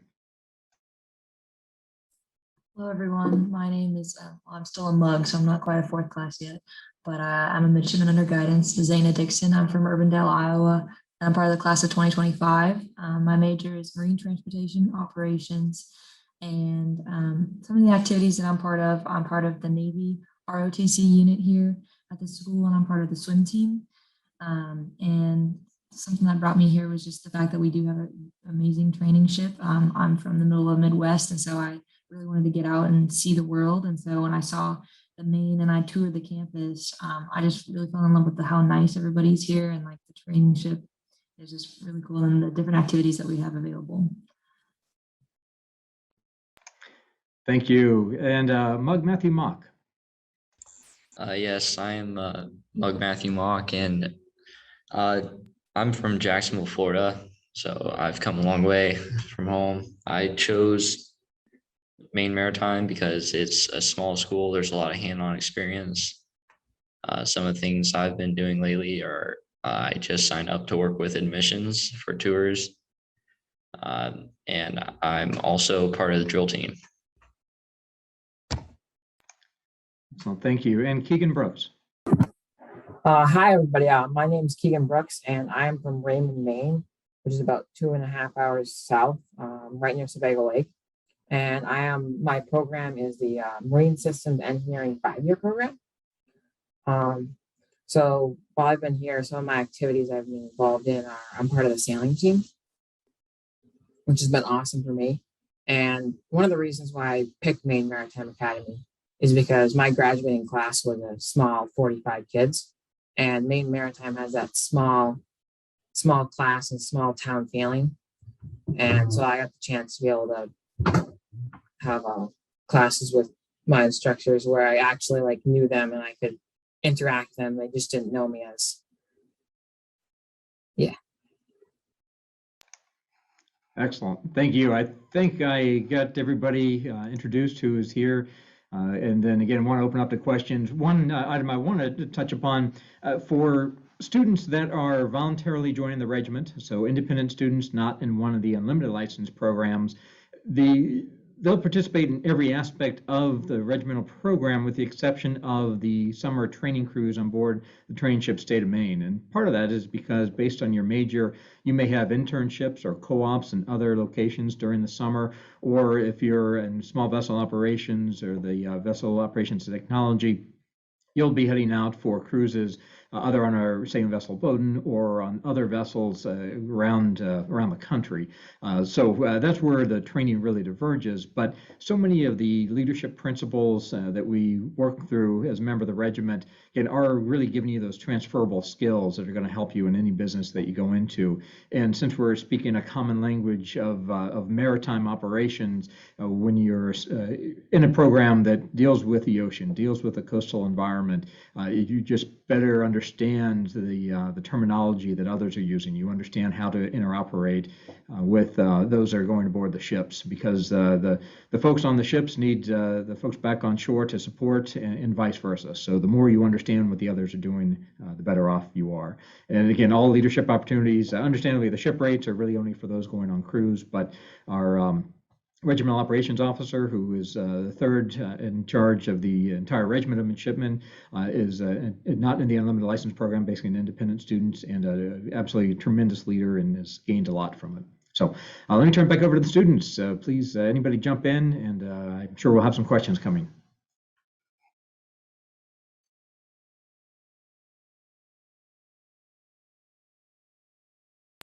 So if we don't have any live questions, don't you worry. I got about 40 pre-submitted questions from our over 100 registrants. So the curiosity is definitely there.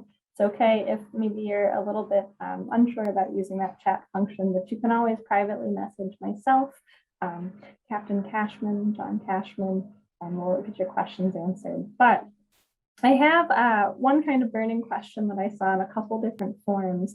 If I'm a student in the regiment, what extra pieces do I have to do? How much time commitment is it to be in the regiment? And that answer might be different if you're a MUG, a midshipman under guidance, a freshman in the regiment the first 6 weeks. It might be different if you're a third, second, first class. So maybe if we start with some of the MUGs. So how much time, what do you do all day that's regimental specific? Zaina, I'm going to give it to you first. I saw you kind of smile, so I knew you were ready. All right, I can take this one. So it's kind of interesting because our classes aren't necessarily too difficult this semester, I think, because we have so much with the regiment, but since we're still under midshipman under guidance, we're on a pretty strict schedule. We still have to go up every morning and get a muster, and then we have basically classes from 8 a.m. until about 4 p.m. is when you kind of are done. When you have your afternoon activities. I personally have practice every afternoon, so from 4 to 6 p.m. And then I have evening muster and evening inspections pretty much every day. So you have 2 inspections, and so it's not too much of a time commitment. You just kind of are on a schedule every day. Obviously, once we become 4th class midshipmen, it's going to lighten up a lot. And I don't think, unless you want to have some sort of specific leadership positions in the regiment, you won't have too much of a time commitment. Keegan or Matt, would either of you like to answer what is muster? What is an inspection? Sort of just to illustrate some of those points that Yeah, Zaina so a muster is where we all get together in our different companies, and it's basically a roll call to make sure everybody's there, everybody's on time. And then inspection is you will get in your uniform and you'll have it creased and flat ironed, and you'll have your belt buckle polished, and you'll be sitting outside on your wall outside your dorm. They will come and they will inspect your uniform. They will make sure it's all good and clean. And then they will walk in your room. They'll make sure your bed is tidy, there's no dust. They'll make sure all your drawers are set the right way they're supposed to be. You don't have any loose hangers in your room. That's something that usually gets people. And then another thing that usually takes up some time is as mugs, we do have mandatory fun on the weekends, which we are required to go do special events like we'll go row on the monomoys, which are basically just big rowboats. We'll go to soccer games and we'll go cheer for the soccer teams and just stuff like that. Sometimes we'll have PT. It's all pretty fun. By a show of thumbs up, little thumbs, thumbs down, Captain Cashman, you might not want to look. How fun is mandatory fun? Oh no, okay, so you get a variety. You know, we're just keeping it real here. I want to sort of have maybe one of the upperclassmen answer this question. Thank you, Matt. You kind of touched on this. So you've got muster, you've got these room inspections. Why? It's not a punishment. I promise you that.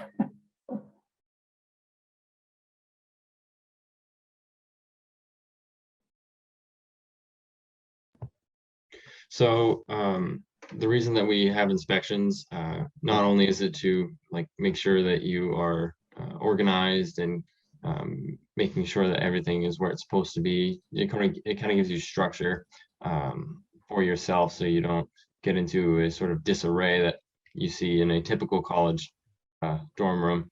It also, especially for those of us in unlimited tonnage majors, on a ship, cleanliness is everything, because especially out at sea, germs spread really fast. So by getting into the habit of cleaning all the time and making sure everything looks nice, you avoid the possibility of spreading disease that you necessarily wouldn't be too worried about on land. And that's something I always like to echo when students are first asking admissions, is everything that Regiment has you do has that direct application to working out at sea. So whether or not you are going to pursue that as a career, if you join the regiment voluntarily, roughly 2/3 of our students, about 65% are in the regiment. Those are transferable skills, right? Being neat and tidy, having that sort of situational awareness, those are all things you'll take with you anywhere. Those immediate time management skills, sort of pieces like that. Unless somebody else wanted to piggyback on that, I thought maybe I saw a microphone go off. Yeah, I was just what second class Reardon was saying. Part of the reason we are so tough about the room inspections and making sure everything's where it's belong is when you are at sea, you have to have your equipment and your gear stowed for sea in case you hit any large waves or swells. And in the middle of the night, things are not going to end up where they were when you went to bed. So we have to make sure that rooms stay clean, and that's for more of a safety reason as well. Oh, that's great. So I know we only have 6 minutes. I almost always wish we had a 5-hour-long regimental session. We might have to extend this, not today, but into a later session, so don't worry. The other question I get frequently is sort of, what is it like on the cruise? When do I have to cruise? Why do I have to cruise? I can take that one. So on cruise, so for a lot of students, this really is their first time going out to sea, and really it's a really exciting experience. And for me personally, I just love going out to sea. You know, hence why I'm in the marine transportation. When you get out there, especially at night, just the ship is a loud place, but when you step out on that bridge wing in the middle of the night, it just all kind of fades away. And being out there in the middle of the ocean, it just kind of it gives you this connection to mariners and sailors from the past. You get this pride, you get this feeling that you're glad to be out on a ship, and you really enjoy the experience. There is a lot of hard work. I will be fair to say that, but really it's what helps you become a professional when you leave here, and you come to love doing what you do on a ship. It's the expression if you do a job you love, you never work a day in your life. And I think that's absolutely true.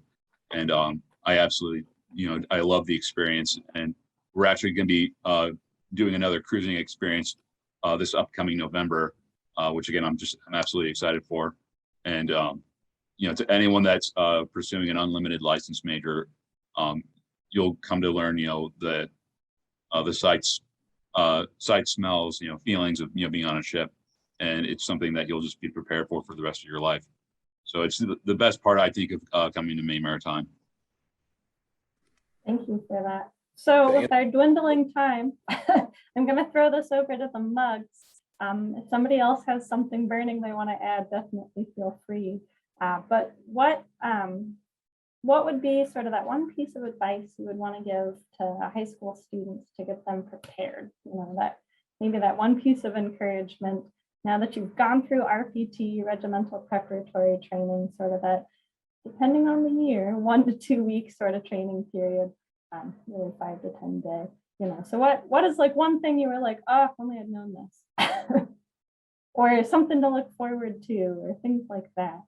Anybody want to start? I'd just say, just remember RPT is 1 week of hell for a good time the rest of the year. So I like that, short and sweet, just like RPT. How about you, Keegan? Yeah, so when I came, I did a orientation tour, and I wasn't thinking about doing the regiment at all. And once I learned more about it, I realized that it was an awesome experience, and it would be awesome for me as a leader and going into the shipping industry. So I would say just give it a shot. It's a great experience. You make a lot of new friends from your company and other companies. Yeah, give it a shot. I like that. And how about from you, Zaina? From one mug to the next future mug. Yeah, I'd say, just start working out ahead of time. I think there's like a little bit of light exercise that we do during our PT, but that's always helpful. But other than that, just like prepare, come with an open mind, and like be ready to meet everybody, because I've never made this many friends within like a month and a half of being at school. I know a lot of people here at this school, and it's really amazing. And if you're worried about being a girl in the regiment, it's totally okay. I have all of the girls, at least in my freshman class, are like super close, and we're all really close together. So I definitely suggest it, and I would recommend it to any of my friends. Nice. We still have about 1 minute, so if there's any other sort of burning questions, feel free. The one question I had, maybe this could be an upper class student answering this, is what did you think when you jumped off the back of the ship? So all students jump off the ship for ship jump, usually that first Sunday of class. The president goes first, so it's fine.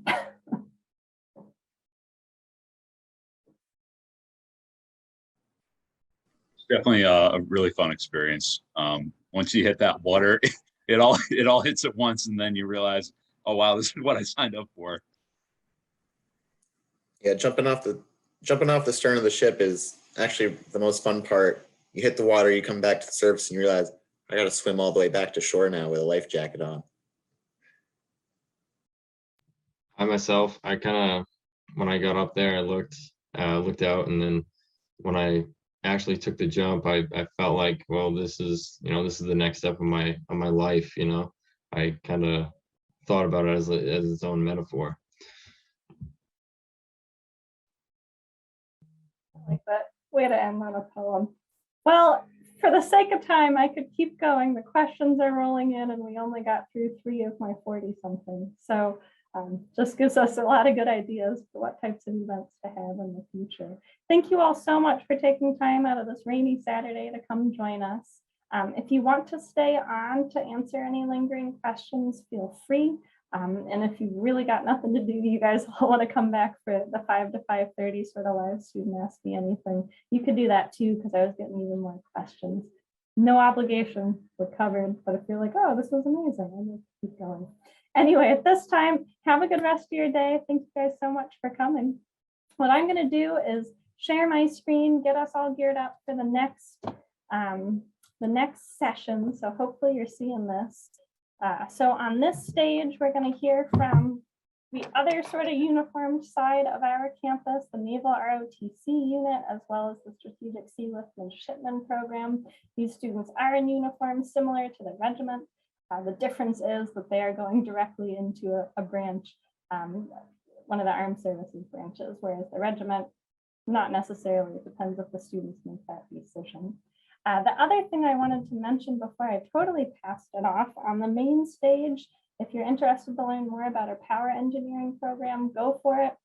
You can redirect right to that landing page. It's over in the chat. Lexi's on top of it. This is amazing. Feel free to kind of toggle around and shift between the sessions. And the last thing, that QR code, you might want to scan it now that you've heard a lot about the ship and you want to get a tour of it, a tour of campus. Please come. October 3rd and October 23rd are our 2 weekend dates that we're offering some smaller size tours. So we're limiting our numbers, certainly out of respect for COVID. But we want to get students on campus. We want to get you into our facilities, and we want to get you on the ship. So I'm going to pass this on over to our next set of presenters, and then we'll go ahead, get that screen shared, and get to answering all your questions about the NROTC and SSMP. If you'd like to introduce yourself, Ryan, go for it.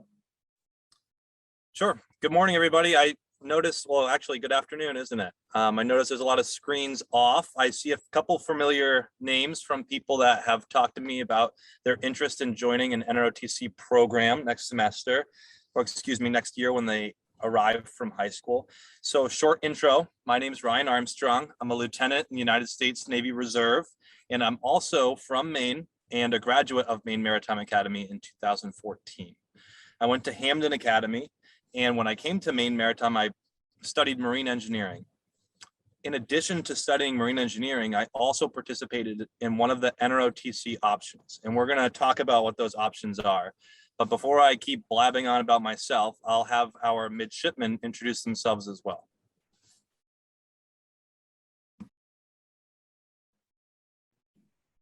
Hello, everyone. So for those of you that were here from the last session, but those of you that are new, so I'm Midshipman Nicholas Lewis.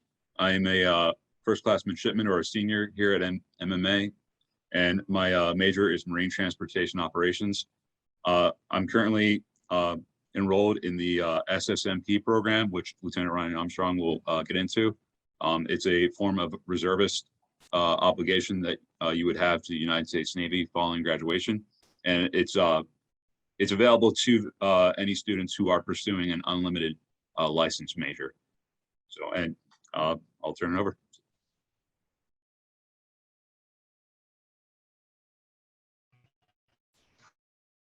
Good afternoon. I'm Midshipmen Second Class Wesley Brewer. I'm the operations officer of the unit, and so I'm on the Navy options side of active duty. So when I commission, I will have 5-year service commitment minimum, and I will serve in the active duty Navy. I personally want to be a pilot, and I'm a logistics major at the school.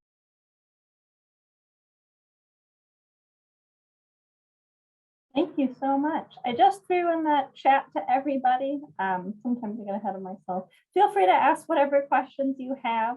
The best way to get kind of our attention is to type into that chat. We're all sort of monitoring it, and either we'll type right back to you and make sure that question is answered for everybody's benefit, or we'll just answer it verbally. So that's the best way to interact with us. And you can have your cameras on if you'd like. If I were in your shoes, no way. I'd rather sit back and watch this live television experience.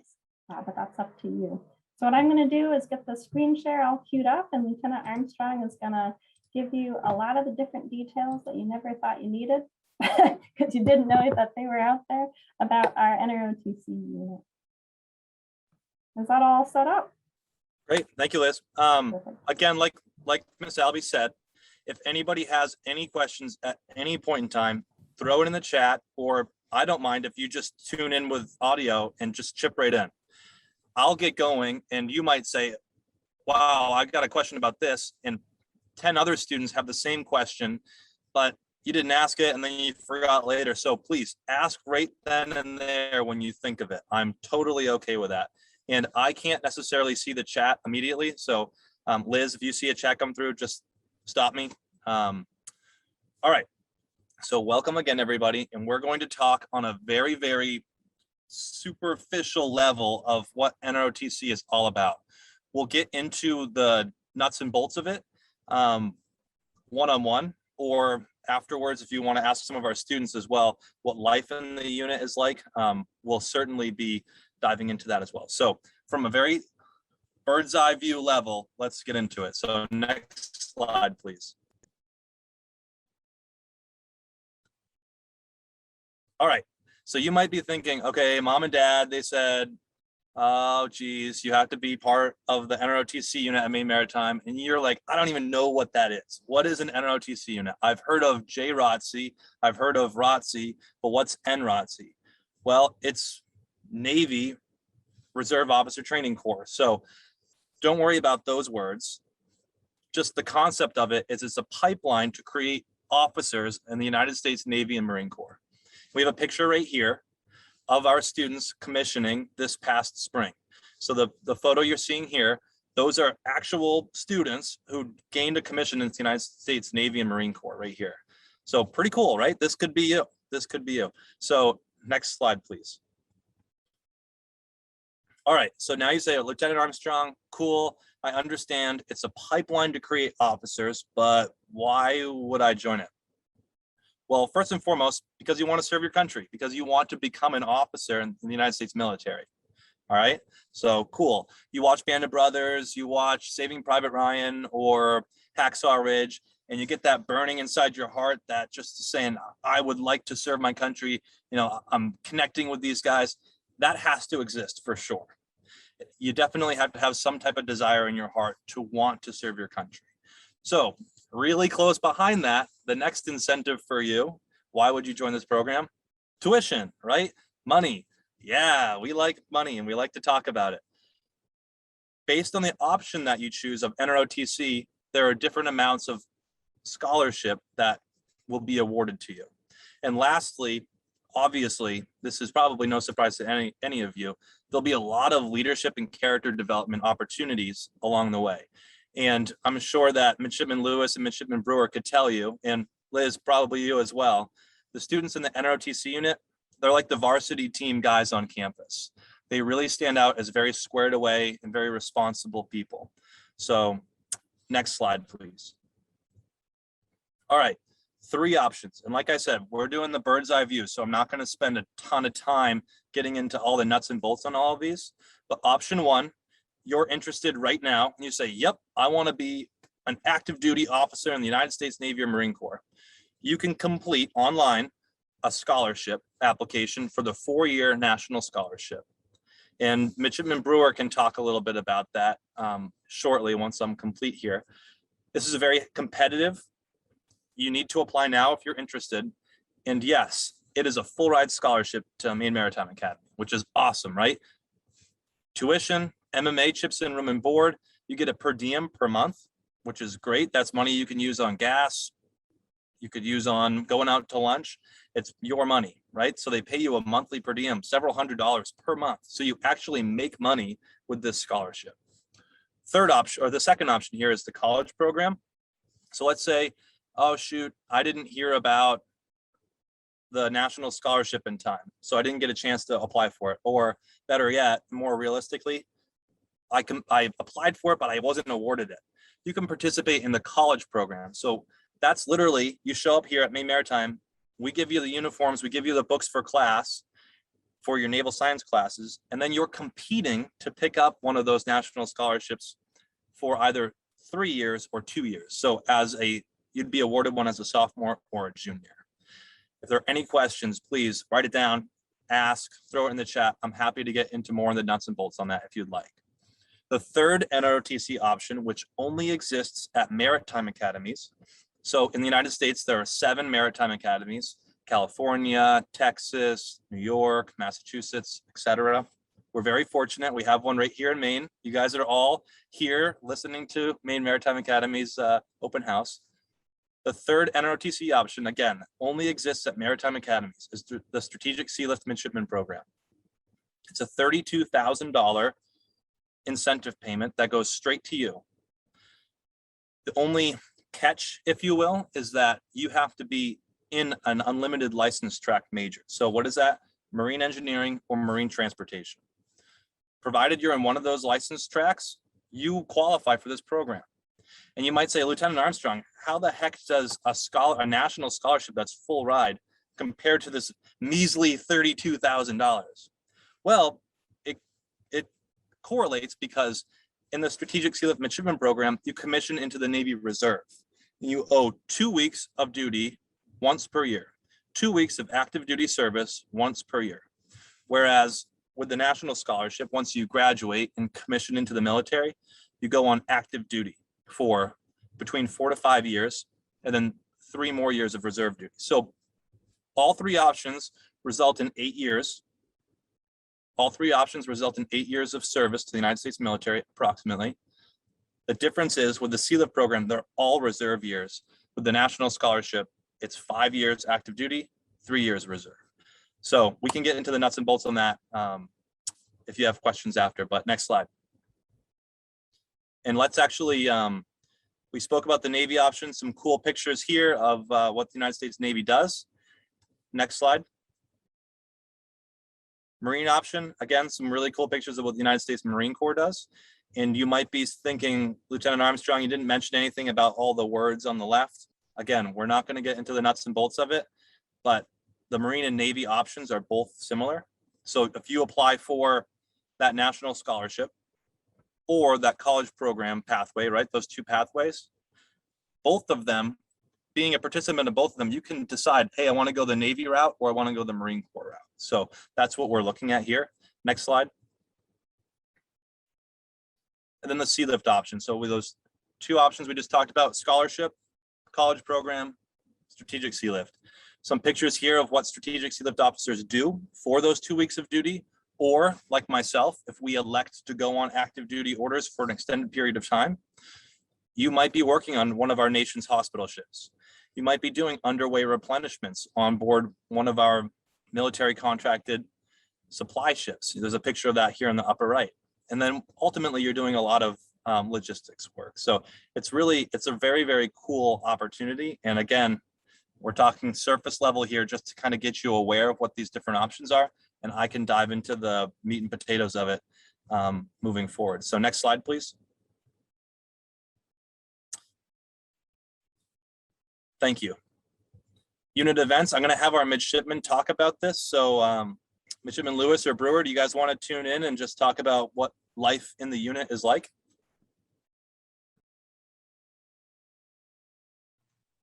Sure, it's definitely a lot of fun. It's a lot of hard work, but it definitely pays off. So basically, as a unit, we do physical training every week, and we have certain labs and other obligations that we do. But yeah, we also do a lot of different events, either in the community or just fun events within the unit to strengthen morale and unit cohesion. So on some of the middle and bottom pictures, you can see we were doing either like sporting or physical fitness type events. We do parades.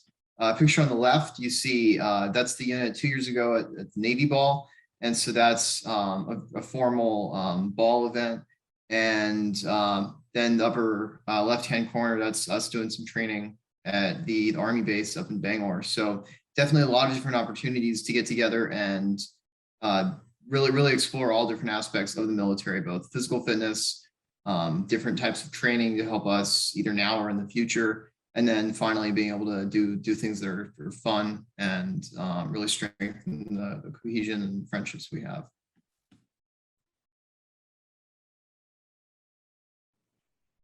So to add to Midshipman Brewer, so life in the unit, it's a great one. And for those of you that are new, I mentioned to the last group, but prior to coming here to MMA, I was prior service. I was in the Navy, so I love the Navy so much I decided to do it twice. So I love being around the midshipmen. It brings back that pride of why why I originally joined the Navy.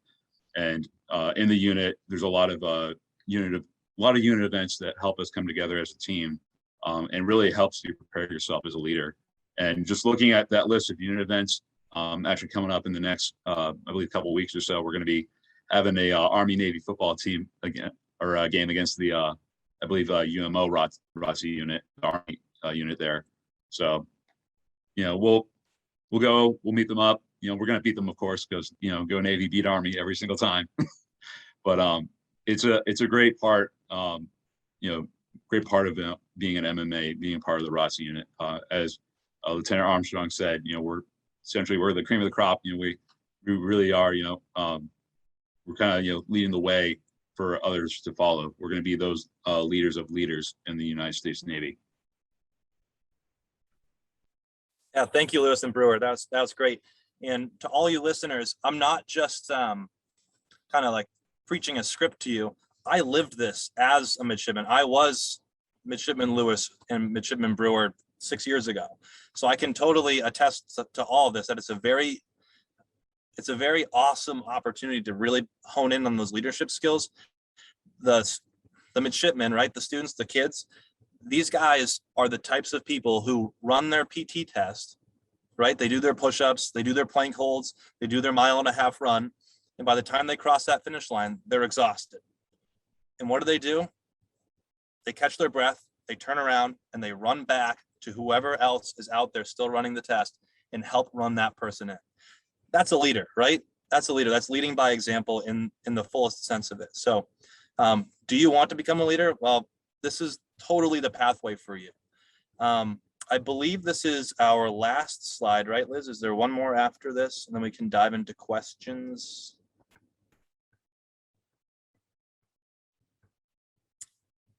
Yeah, so we can just stay on this slide while we ask questions, but just 10 seconds here. What can you do now? Work on your academics in school. Like in the previous presentation, Mug Dixon had said, start exercising. That's important. And yeah, participate in school and in your community. Apply for those scholarships, the national scholarship now, if you're a senior. And if you need guidance on it, shoot me an email. I'm happy to provide you with the intel that you might need to get started. So with that, open floor for questions to either myself or to either of our midshipmen. I noticed in the chat, someone asked what percentage of students are awarded either a 3 or 2 year scholarship at MMA. Great question. So what's really cool about that, if you apply for the national scholarship, you're a high school senior, you apply for the scholarship. I have nothing to do with that. That goes to Big Navy, and Big Navy makes those decisions based on how many students they want. When you're a college programmer, to answer your question, that's all in-house. So we actually get to determine, the Big Navy, hey, out of the pool of sophomores and juniors, we want 5 extra officers. And then we get to make the decision, hey, we've got 5 kids who definitely qualify for this versus we have 1 student who qualify. You know, we get to make that decision. So percentage, if you meet the criteria, right, your academics are top notch, you're a leader on campus, and your PT scores are awesome, cool. You're just waiting for one of those scholarships to become available before you get it. So to say, is there a percentage that get it or not? It's based on the needs of the Navy, but provided you meet the requirements as a college programmer, thumbs up. I just saw a question, but this one's getting maybe a little bit in the weeds, not to say that it's a bad question, but you might want to snag Ryan Armstrong's email. I changed his name to his email address. But if you enter a 2 or 3 year ROTC program, if you're one of those college programmers, you were able to get that 2 or 3 year scholarship, do you still serve 5 years active duty? Yes. So what we call that picking up a side load. And Brewer, you probably know a little bit about this too, and can talk to it to some extent. But you're essentially, what you're being awarded is one of those national 4-year scholarships that another student somewhere else in the country bailed on, right? They academically didn't qualify, or physically, or heck, they decided, you know, they freaked out and said, oh, the military's not for me. So they left. And then the Navy's chasing them, 1, probably for the finances, but 2, they're saying, hey, we've got boots to fill, right? We've got a spot to fill. So we need to fill it with someone. So they're awarding you the remainder of that budgeted money. So the intention is, yes, we need someone to fill that exact same gap. So to answer your question, I know that I was long-winded there. Yeah, the obligation's the same. Now, if you go aviation, or if you want to go submarine warfare, special warfare, especially in the aviation community, a lot of times that duration of time you will owe can change, because they put a lot of time into training you to fly, or in training you to become a Navy SEAL or something like that. So dependent on the community you go into, that can change. Brewer, did you want to talk about any of that at all? Yes, sir. And so for those of you that don't know, I want to be an aviation officer. I want to fly. I'm thinking right now P8 Alpha Poseidons, but yeah, so for me, for example, when I commission, I'm going to sign probably like a 10-year, 12-year service contract. But that's going to be because I'm going to get taught how to fly. I'm going to get all kinds of really expensive training for free, and I'm going to get to have a lot of really cool opportunities. So yeah, it definitely does depend on the service branch you want to do. But again, it's the longer commitments are for the more specialized ones, where the Navy's spending like extra money on you. But definitely, it's a lot of fun, and there's some really cool opportunities. And I'm being able to live something that I've really wanted to do for a long time now, and do it, you know, whereas I'm not having to spend the money as a civilian trying to learn how to fly. The Navy's going to pay me to do it. So that's pretty cool, and it's definitely worth it, I think. Thank you, Brewer.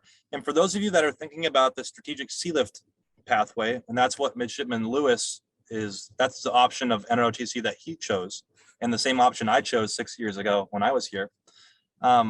You can still become an active duty officer if you'd like to. Your senior year, we put a message out to all the seniors, hey, is anybody interested in going full-blown active duty?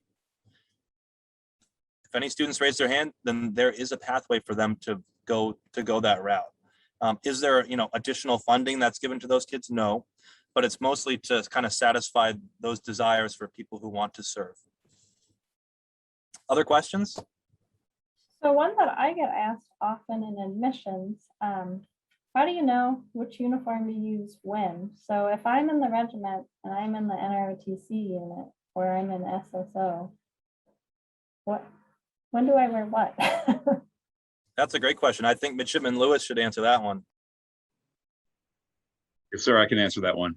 So when you come here to Maine Maritime, you'll look at, so within the regiment, there's a plan of the day that is posted daily, and you'll get used to using a software. It's called Canvas, that's used all over campus. It's for all of your classes, and that's where the regiment, as well as the NROTC unit on campus, that's where they post information. So for the regiment, they post a daily plan of the day, which will tell you what uniform to wear, you know, where, you know, who's on watch, etc. In the NROTC unit, they'll post a plan of the week, which will have the same guidelines. It'll tell you what uniform you need to wear, the right time, the right place, the right uniform. That's kind of the big 3 things that you need to know when you're in the military. That's what I learned. And that's what is being taught here at Maine Maritime. It's teaching you to become punctual, taking accountability for your actions, towards your leadership, and just preparing, the fleet when you get out there. Thank you. The other kind of question I get, because often it can be hard to untangle the difference between the regiment of midshipmen, maybe the NROTC unit, maybe the Navy Reserves. But to boil that into a simple question, if I'm not in a regimental major, that means I'm not taking marine transportation operations. I'm not in one of the marine engineering programs. Let's say I'm in business, power engineering, one of the smaller licensed programs. Can I still be in the NROTC unit? Yes, great question, Liz. Thank you. If you are in any major, so the United States Navy, as far as NROTC is concerned, we talked about those 3 options, right? For national scholarship and college program, you're pretty much welcome to study anything you want. Now, the Navy puts an emphasis on STEM degrees, right? So we basically have what we call tiers. If you study underwater, you're probably going to be the bottom tier that the Navy wants. If you study physics, or for example, here at Maine Maritime, 5-year systems engineering, that's a tier 1 degree. All of the rest of the degrees at Maine Maritime are all considered tier 2 as far as the Navy is concerned. So what does that mean to you? At Maine Maritime, we only offer degrees that the Navy is super interested in. So you can be a part of the NROTC unit in either the scholarship or college program pathways. Again, to be a strategic sea lift midshipman in that option, you have to be in either marine engineering or marine transportation, those unlimited licensed track pathways. So Midshipman Lewis is in marine transportation. I was in marine engineering. We both qualify for the program. Does that help answer your question, Liz? Yes. And then my follow-up is, what is it even like to be in the regiment and the NROTC unit? Is that, at all similar to being like a regimental student athlete? How does that time management kind of break down? I can answer that because I did it. However, to provide real relevance for you, I think that Midshipman Lewis would answer that best, seeing as he's living it right now. His answer. So living both parts of the regiment and the NRTC unit, it kind of almost blends in a little bit. There is a little deviation there. And when we do meet up, we meet up on Tuesdays for lab. That's when we have our daily meetups, as well as we will meet up for PT on separate days. But during those days, you're wearing the same uniform that a Navy officer wears. And, there's some slight differences, in collar devices and uniform insignias that you wear. And, you get this extra training that goes beyond what the regiment can offer. The regiment is preparing you for, they're giving you that structure that you need for a life at sea. The ROTC unit is giving you that structure, that discipline that you need, for also, life at sea, or, if you're going Marines, to lead a unit on the front lines. They're giving you that structure across multiple platforms, I guess is what I'm getting at. It blends together, and it's really a great experience, I'd say, all in all. Thank you for that. Yeah, thank you, Lewis. Appreciate that. Alex, your question, it's a really good one. It's a common question we get too. People say, well, SSMP sounds great, Navy Reserve sounds great, but I kind of wonder if somewhere down the line I might want to do more in terms of my military service. So look at me, for example, right? I'm in uniform. I'm on active duty orders right now, working for the NROTC unit.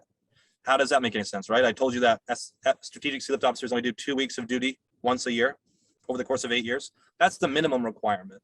If you'd like to do more, you're absolutely welcome to. A lot of guys will pick up 30-day orders somewhere. half-a-year orders. I'm on orders for 2 years here at Maine Maritime. So if you'd like to do more, you're welcome to. There are tons of opportunities for active duty service as a strategic sea lift officer in the military. So to answer your question, yes, you can do that. That's a good note to sort of end it on. I know a lot of these sessions, they just feel so short. Time goes by quickly. So thank you all so much, you all in the audience, and of course from our amazing panelists. What I'm going to do right now is put on a transition slide. But before that, thank you all so much for spending this kind of rainy Saturday, or at least it's raining here in Castine, with us on this Zoom platform. I think, Nick, you're likely staying for the next one, but for everybody else, if you guys want to click off, feel free, have a good one. What I'm going to do is share this sort of transition slide for you. So, you know, up next on this stage, we have our final session. It's this sort of just live, open student Ask Me Anything panel. We've got quite a few different students here ready to answer your questions. And I've got, you know, plenty from you pre-submitted, of course. You can toggle your way back to that main stage if you're interested in learning more about our international business and logistics, feel free. Most importantly, of course, if you're ready to come see campus, if you want to do a tour of the ship, some of that, you can scan that QR code to register, both for during the week campus tours. But if you want our sort of full-on MMA campus experience, it'll be about hour and a half to 2 hours long of seeing all of our different lab spaces and simulators, and really importantly, getting you on the training ship so you can begin to kind of picture that. So what I'm going to do, leave this up for just a minute more, and we'll just see. We have a handful of other students joining us, so we'll see if they're here. Lexi, if you'd like to go ahead and put your camera on. I see that Grady is there as well. Anybody else? And Olivia, all right. I think this is the gang. So sort of stop sharing the screen. And for anybody who's joining us now, welcome. Welcome to the last and final stage of, session of stage 2. After this, there will be one last session on our main stage, the all-important financial aid, right? Now that I'm really, really interested, I got to figure out how can I afford it. So definitely keep that in mind from 5:30 to 6 on the main stage if you want to hear from our financial aid office. But for now, you're with me, Elizabeth Allaby. I'm the admissions counselor here at Maine Maritime, and I'm surrounded by a bunch of our different students sort of spanning our different programs and majors. So I'll let them sort of introduce themselves. Some of you have maybe already done the old introduction, but kind of the same thing. Tell me, you know, all the regular things, your name, where you're from, what your major is. My challenge to you is to avoid any acronyms. So say your whole major. We make them all like triple names, so sorry about that for you guys. And then maybe say why you chose to come to Maine Maritime. So we'll start with you, Nick. Hello, everyone. So I think for the third time, I'm Midshipman First Class Nicholas Lewis. I'm currently in the Marine Transportation Operations Program for the class of 2022. On campus, I'm the Cadet Master, and I've been involved in the Student Veteran Association as well as Non-Traditional Student Association. I'm originally from Canadensis, Pennsylvania. I don't think I mentioned that before. So I'm from I guess mostly landlocked state, you know, excluding Erie. But and part of the reason why I came to Maine Maritime, between my junior and senior year of high school, I came up to Maine and I went camping, and I absolutely loved it. And I just told myself, I don't know how or when, but I'm going to live in Maine. And when I was transitioning out of the Navy, I was looking for a new career path. I joined the Navy to get some sea time, and that really didn't happen too much. I was mostly in a hospital. And when I learned about Maine Maritime, it just kind of all just came together. It was kind of that ultimate calling sign. And I applied here. I didn't apply anywhere else, and I couldn't imagine being anywhere else. This is the place to be. Thank you so much. We'll move it over to you, Matt. Right, so my name is Matthew Mock. I'm a midshipman under guidance for about 5 more weeks. I'm excited to be a 4th class. I'm from Jacksonville, Florida. So coming to Castine was a lot different, and I'm so glad I did it. Just getting out of the city, being able to live in a small area where everybody knows everybody and everything's all condensed. It's been really nice. And yeah, that's why I chose MMA. Matt, can you remind me what your major is?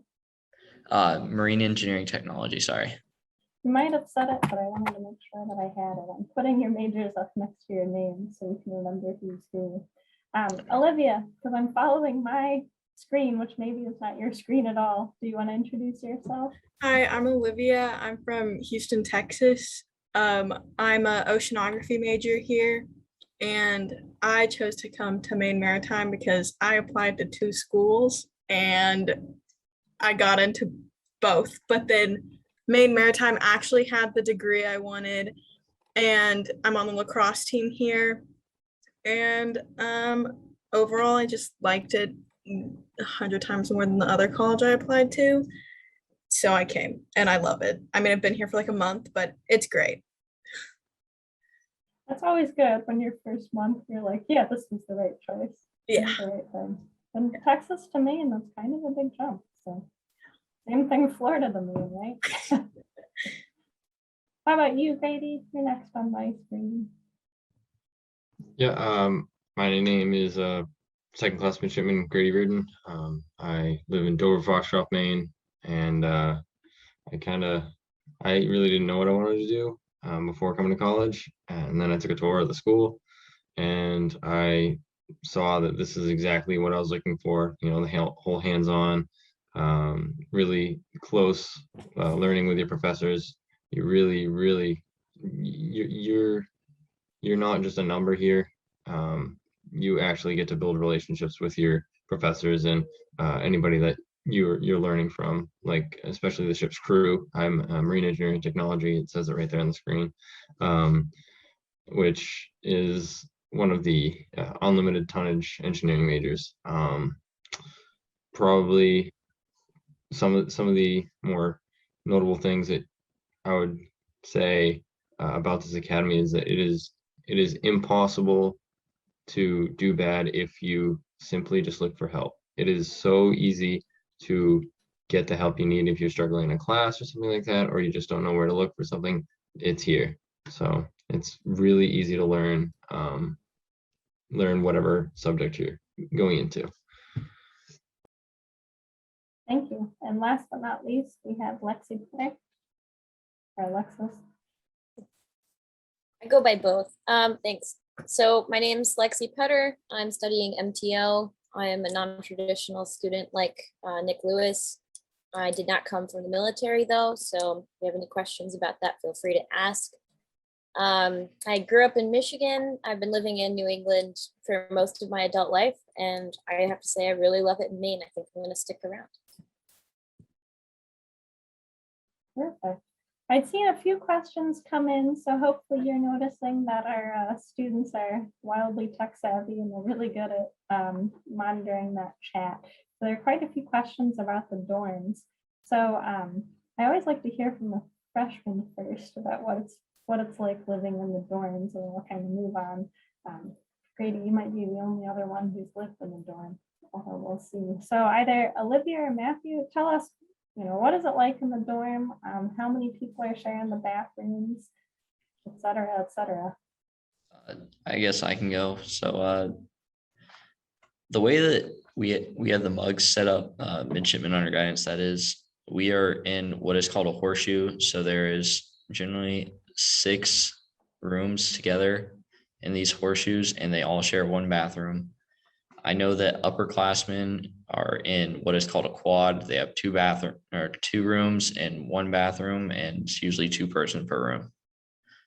Mugs, we can be up to 3 people per room right now. So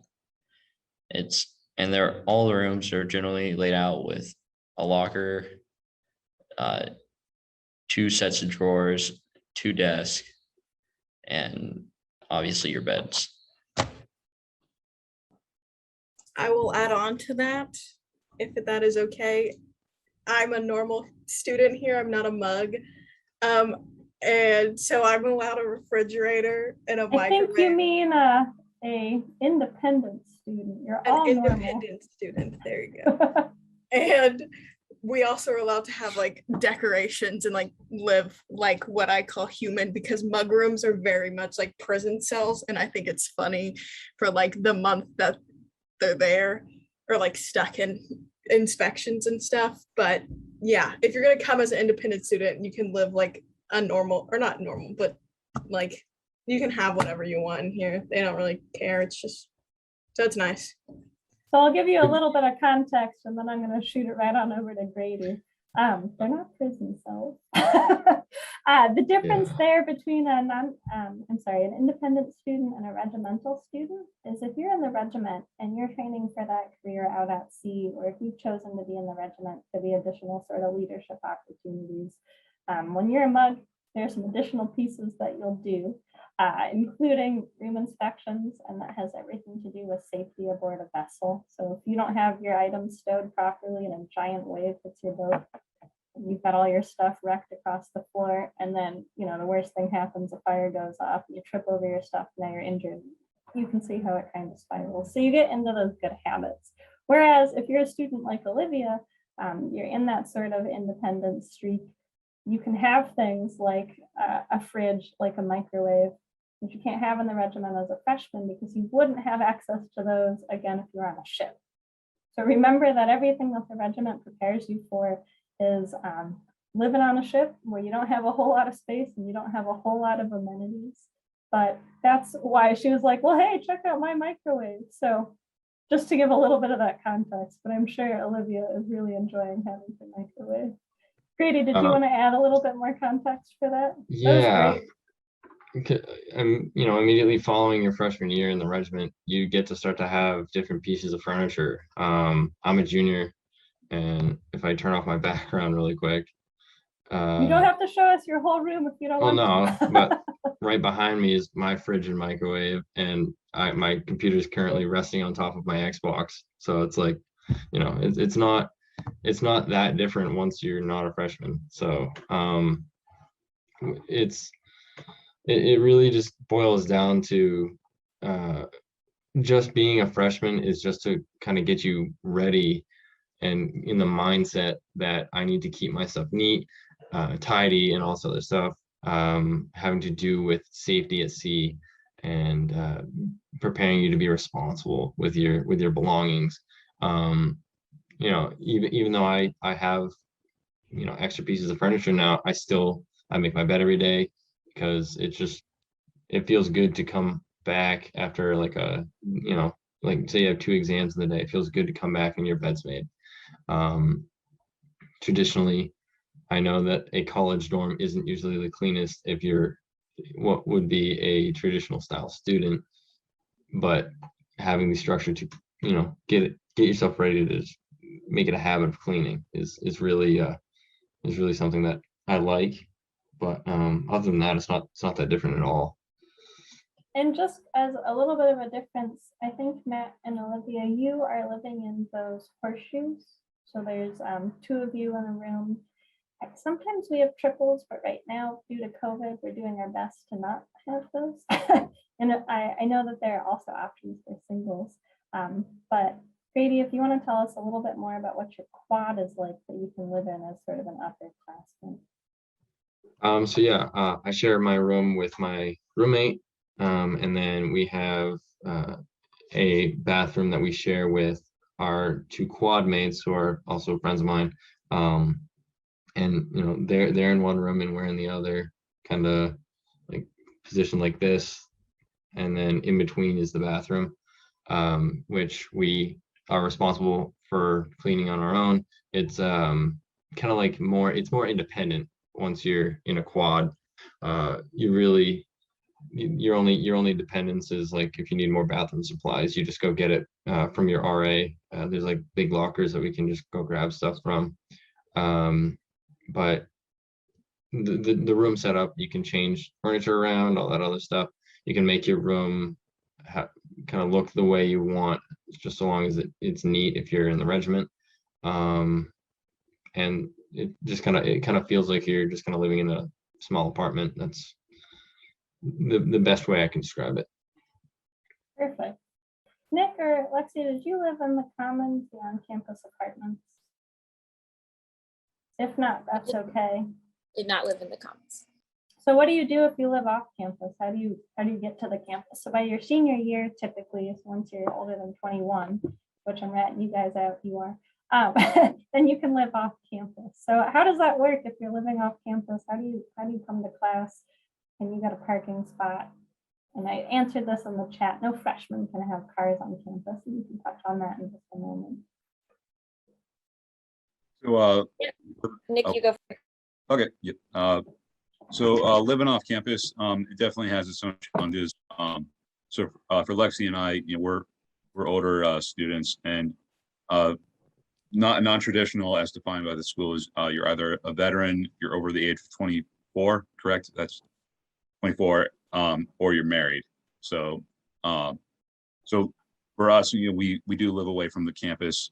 So there comes a little extra time management that you have to account for. So for me, it's about 15 minutes to drive to the school. So it's really not that bad of a commute. But when certain things happen on campus, you kind of seem a little left out. I usually find out about what happens on NEC, the next day. So on NEC meeting in Castine. And again, when you get to that age, for those of you that aren't at that age, you're coming here as an 18-year-old, normally by your junior or your senior year is when you can live off campus. So for people who live off campus, they tend to find their apartments or houses that they rent through upperclassmen. So if that's something that you do want to do someday, you'll kind of find out through word of mouth what houses are available. So if you're sitting at home right now and shopping on apartments.com or Zillow with your parents, you probably won't see all of the available rentals. You end up coming here as a freshman typically and living in Curtis Hall. And then as you get older, you'll kind of find out where you want to move. To add to that, yeah, it's definitely, it's a huge challenge trying to find a place to live off campus. The place I'm in right now, I've been here for 3 years now, and I only found it maybe a week before coming to Maine Maritime, and I was freaking out. And I searched Craigslist, and it's just so hard to find a place. And when you do, you try not to lose it, but you also try to buddy up with the seniors that are leaving and say, "Hey, you're moving out, right?" So they'll, you'll kind of get to know them and hopefully meet the landlord. So I got here on camera. I got a couple dogs here. They're trying to join the chat. So that's okay. We'll ask them some questions too. I have a question that was pre-submitted. I haven't seen a pet this whole Zoom, so this is exciting. I have a question that was pre-submitted, and I'm actually going to ask it to Olivia because you're, I believe, the only one not in the regiment. But I get this question a lot in missions. Is it lonely not being in the regiment? What is life like as a as an independent student, as a non-regimental student? What would you say to that? To me, it's great. I don't like schedules and I like sleeping in on the weekends.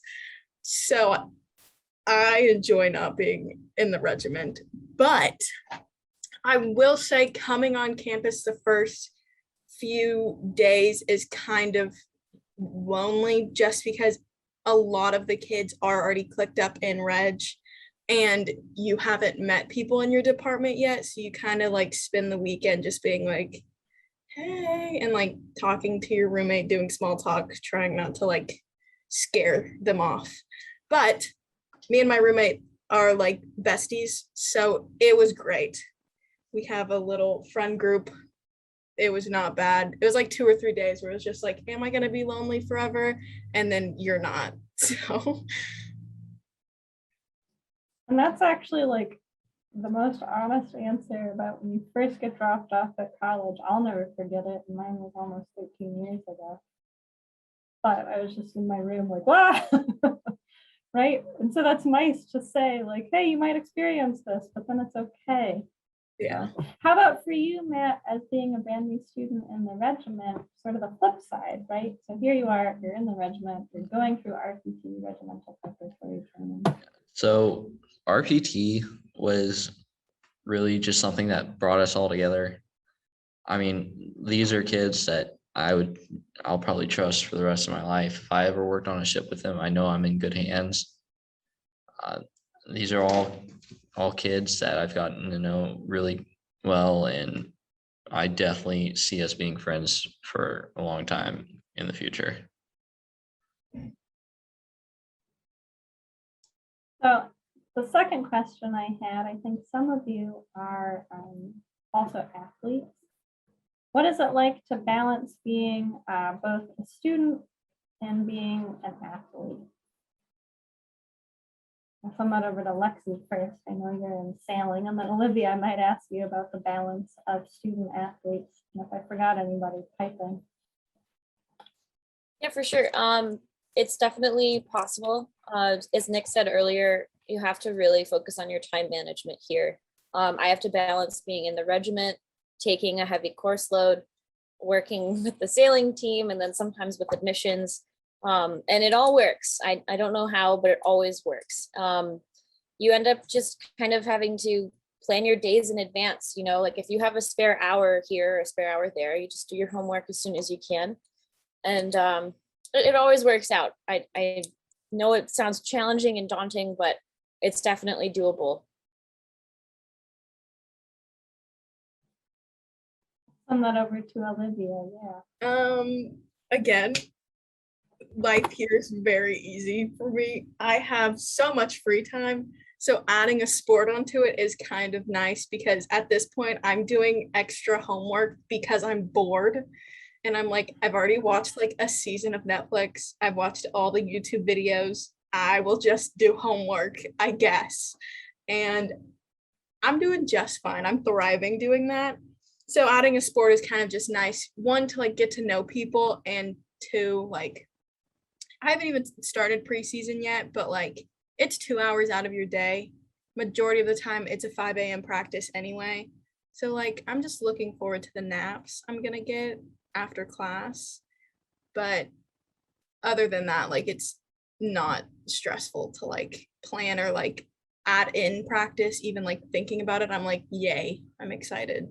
Not like, gosh, practice. So yeah. I like that. So you've all heard it here live. Life in MMA is pretty easy. Except when it's not. But that's okay. You'll be able to balance it. So I had one question. Just put it out there. Are you allowed to have any pets in Curtis Hall in the dining in the residence hall? And or what about an aquarium? I just kind of popped that in the chat just now. Other than like maybe like a small like betta fish or like a goldfish, pets are strictly not allowed. It doesn't have anything to do with like they're worried about somebody won't take care of it. It has to do with people's allergies. Because you never know that the room right next door could be somebody that is allergic to, like, say, I don't know, say you want like a lizard or something like that. That could be a health hazard for people, so they're just usually not allowed. You can have plants though. You can have plenty of plants if you want. I know both the plants and there are some fish bowls that get taken care of by some of us staff members over the holidays, so for the summer break. We're always accepting plant donations. So a different question that I had, kind of looking more at the academics. So if you need help as a student, like is there help available? What do you do if you're struggling a little bit in math in one of your classes? You're just alone with college now. I'll take this one. So I know that I personally have used our Bowie house. It's a study house that's open Monday through Thursday and Sundays. They have students there that'll tutor you and help you go over anything that you need.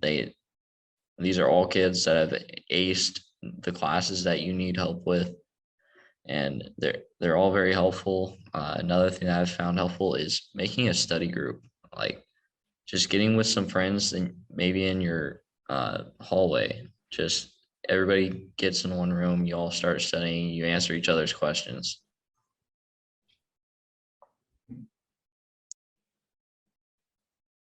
I like that you spoke about sort of a formal support systems. If you need to get a tutor, they're free to you, or if you're great in the class, you can get paid to be a tutor. You just go right over to the Bowie House. That's our academic center for student success. You can also get extended office hours from professors. So office hours in essence are just the professors sitting in their office waiting for students to come and ask them questions. And why not go get your questions answered by the person writing the exams, right? And the other thing, I know students all over the place studying in groups, so it can be nice to have people to bounce ideas off of. I had one question as well, sort of while we're on the academic side, and because you're all slightly different majors, it might be interesting to hear from each of you. But how hands-on are your courses versus how sort of lecture heavy or textbooky? What do you notice in your courses? Are you in sort of labs? What types of labs? Things like that. Grady, do you want to kick us off? Yeah. So hands-on is something that was one of my main reasons for coming to the school. And when you get here, it is probably almost immediately hands-on. As a freshman, they'll take, if you're in the unlimited majors, you'll take what's called fundamentals of engineering, and within a week you're already on the ship learning about what certain things are, and you're walking around learning about different things almost immediately. But when you get up to, say, your junior year, like me, if you're an engineer, I can't really speak for anybody else, but I'm in electrical power 2 right now, and just the other day we turned on some generators and learned how to connect them into the power grid. And I'm not talking in a simulator. We use an actual generator and we put it into service that was connected directly into the actual main power grid for down. And it was quite interesting and actually kind of fun. And you do hands-on stuff almost every day that has to do with your classes. So that is definitely something that we kind of edge out over a lot of other schools in. How about over in the transportation realm? I definitely you will get that hands-on experience, especially with and Lexi, you might ship handling class. Are you in that right now? Yep. So with ship handling, that's probably, I think, the favorite course among the entire MTO department. Everyone loves that class because there is a lecture side of it, but for the lab, you go down to the waterfront and you start with some smaller boats. I think one of them is called Lumpy, affectionately called Lumpy. But then you work up and you get to the Friendship. You get to the Mary Allen, which is a twin screw vessel. It's got 2 propellers on it. And then you get to the part where you're steering the Bowdoin, the school's sailing vessel, and then the Penagoet, which is the tug vessel.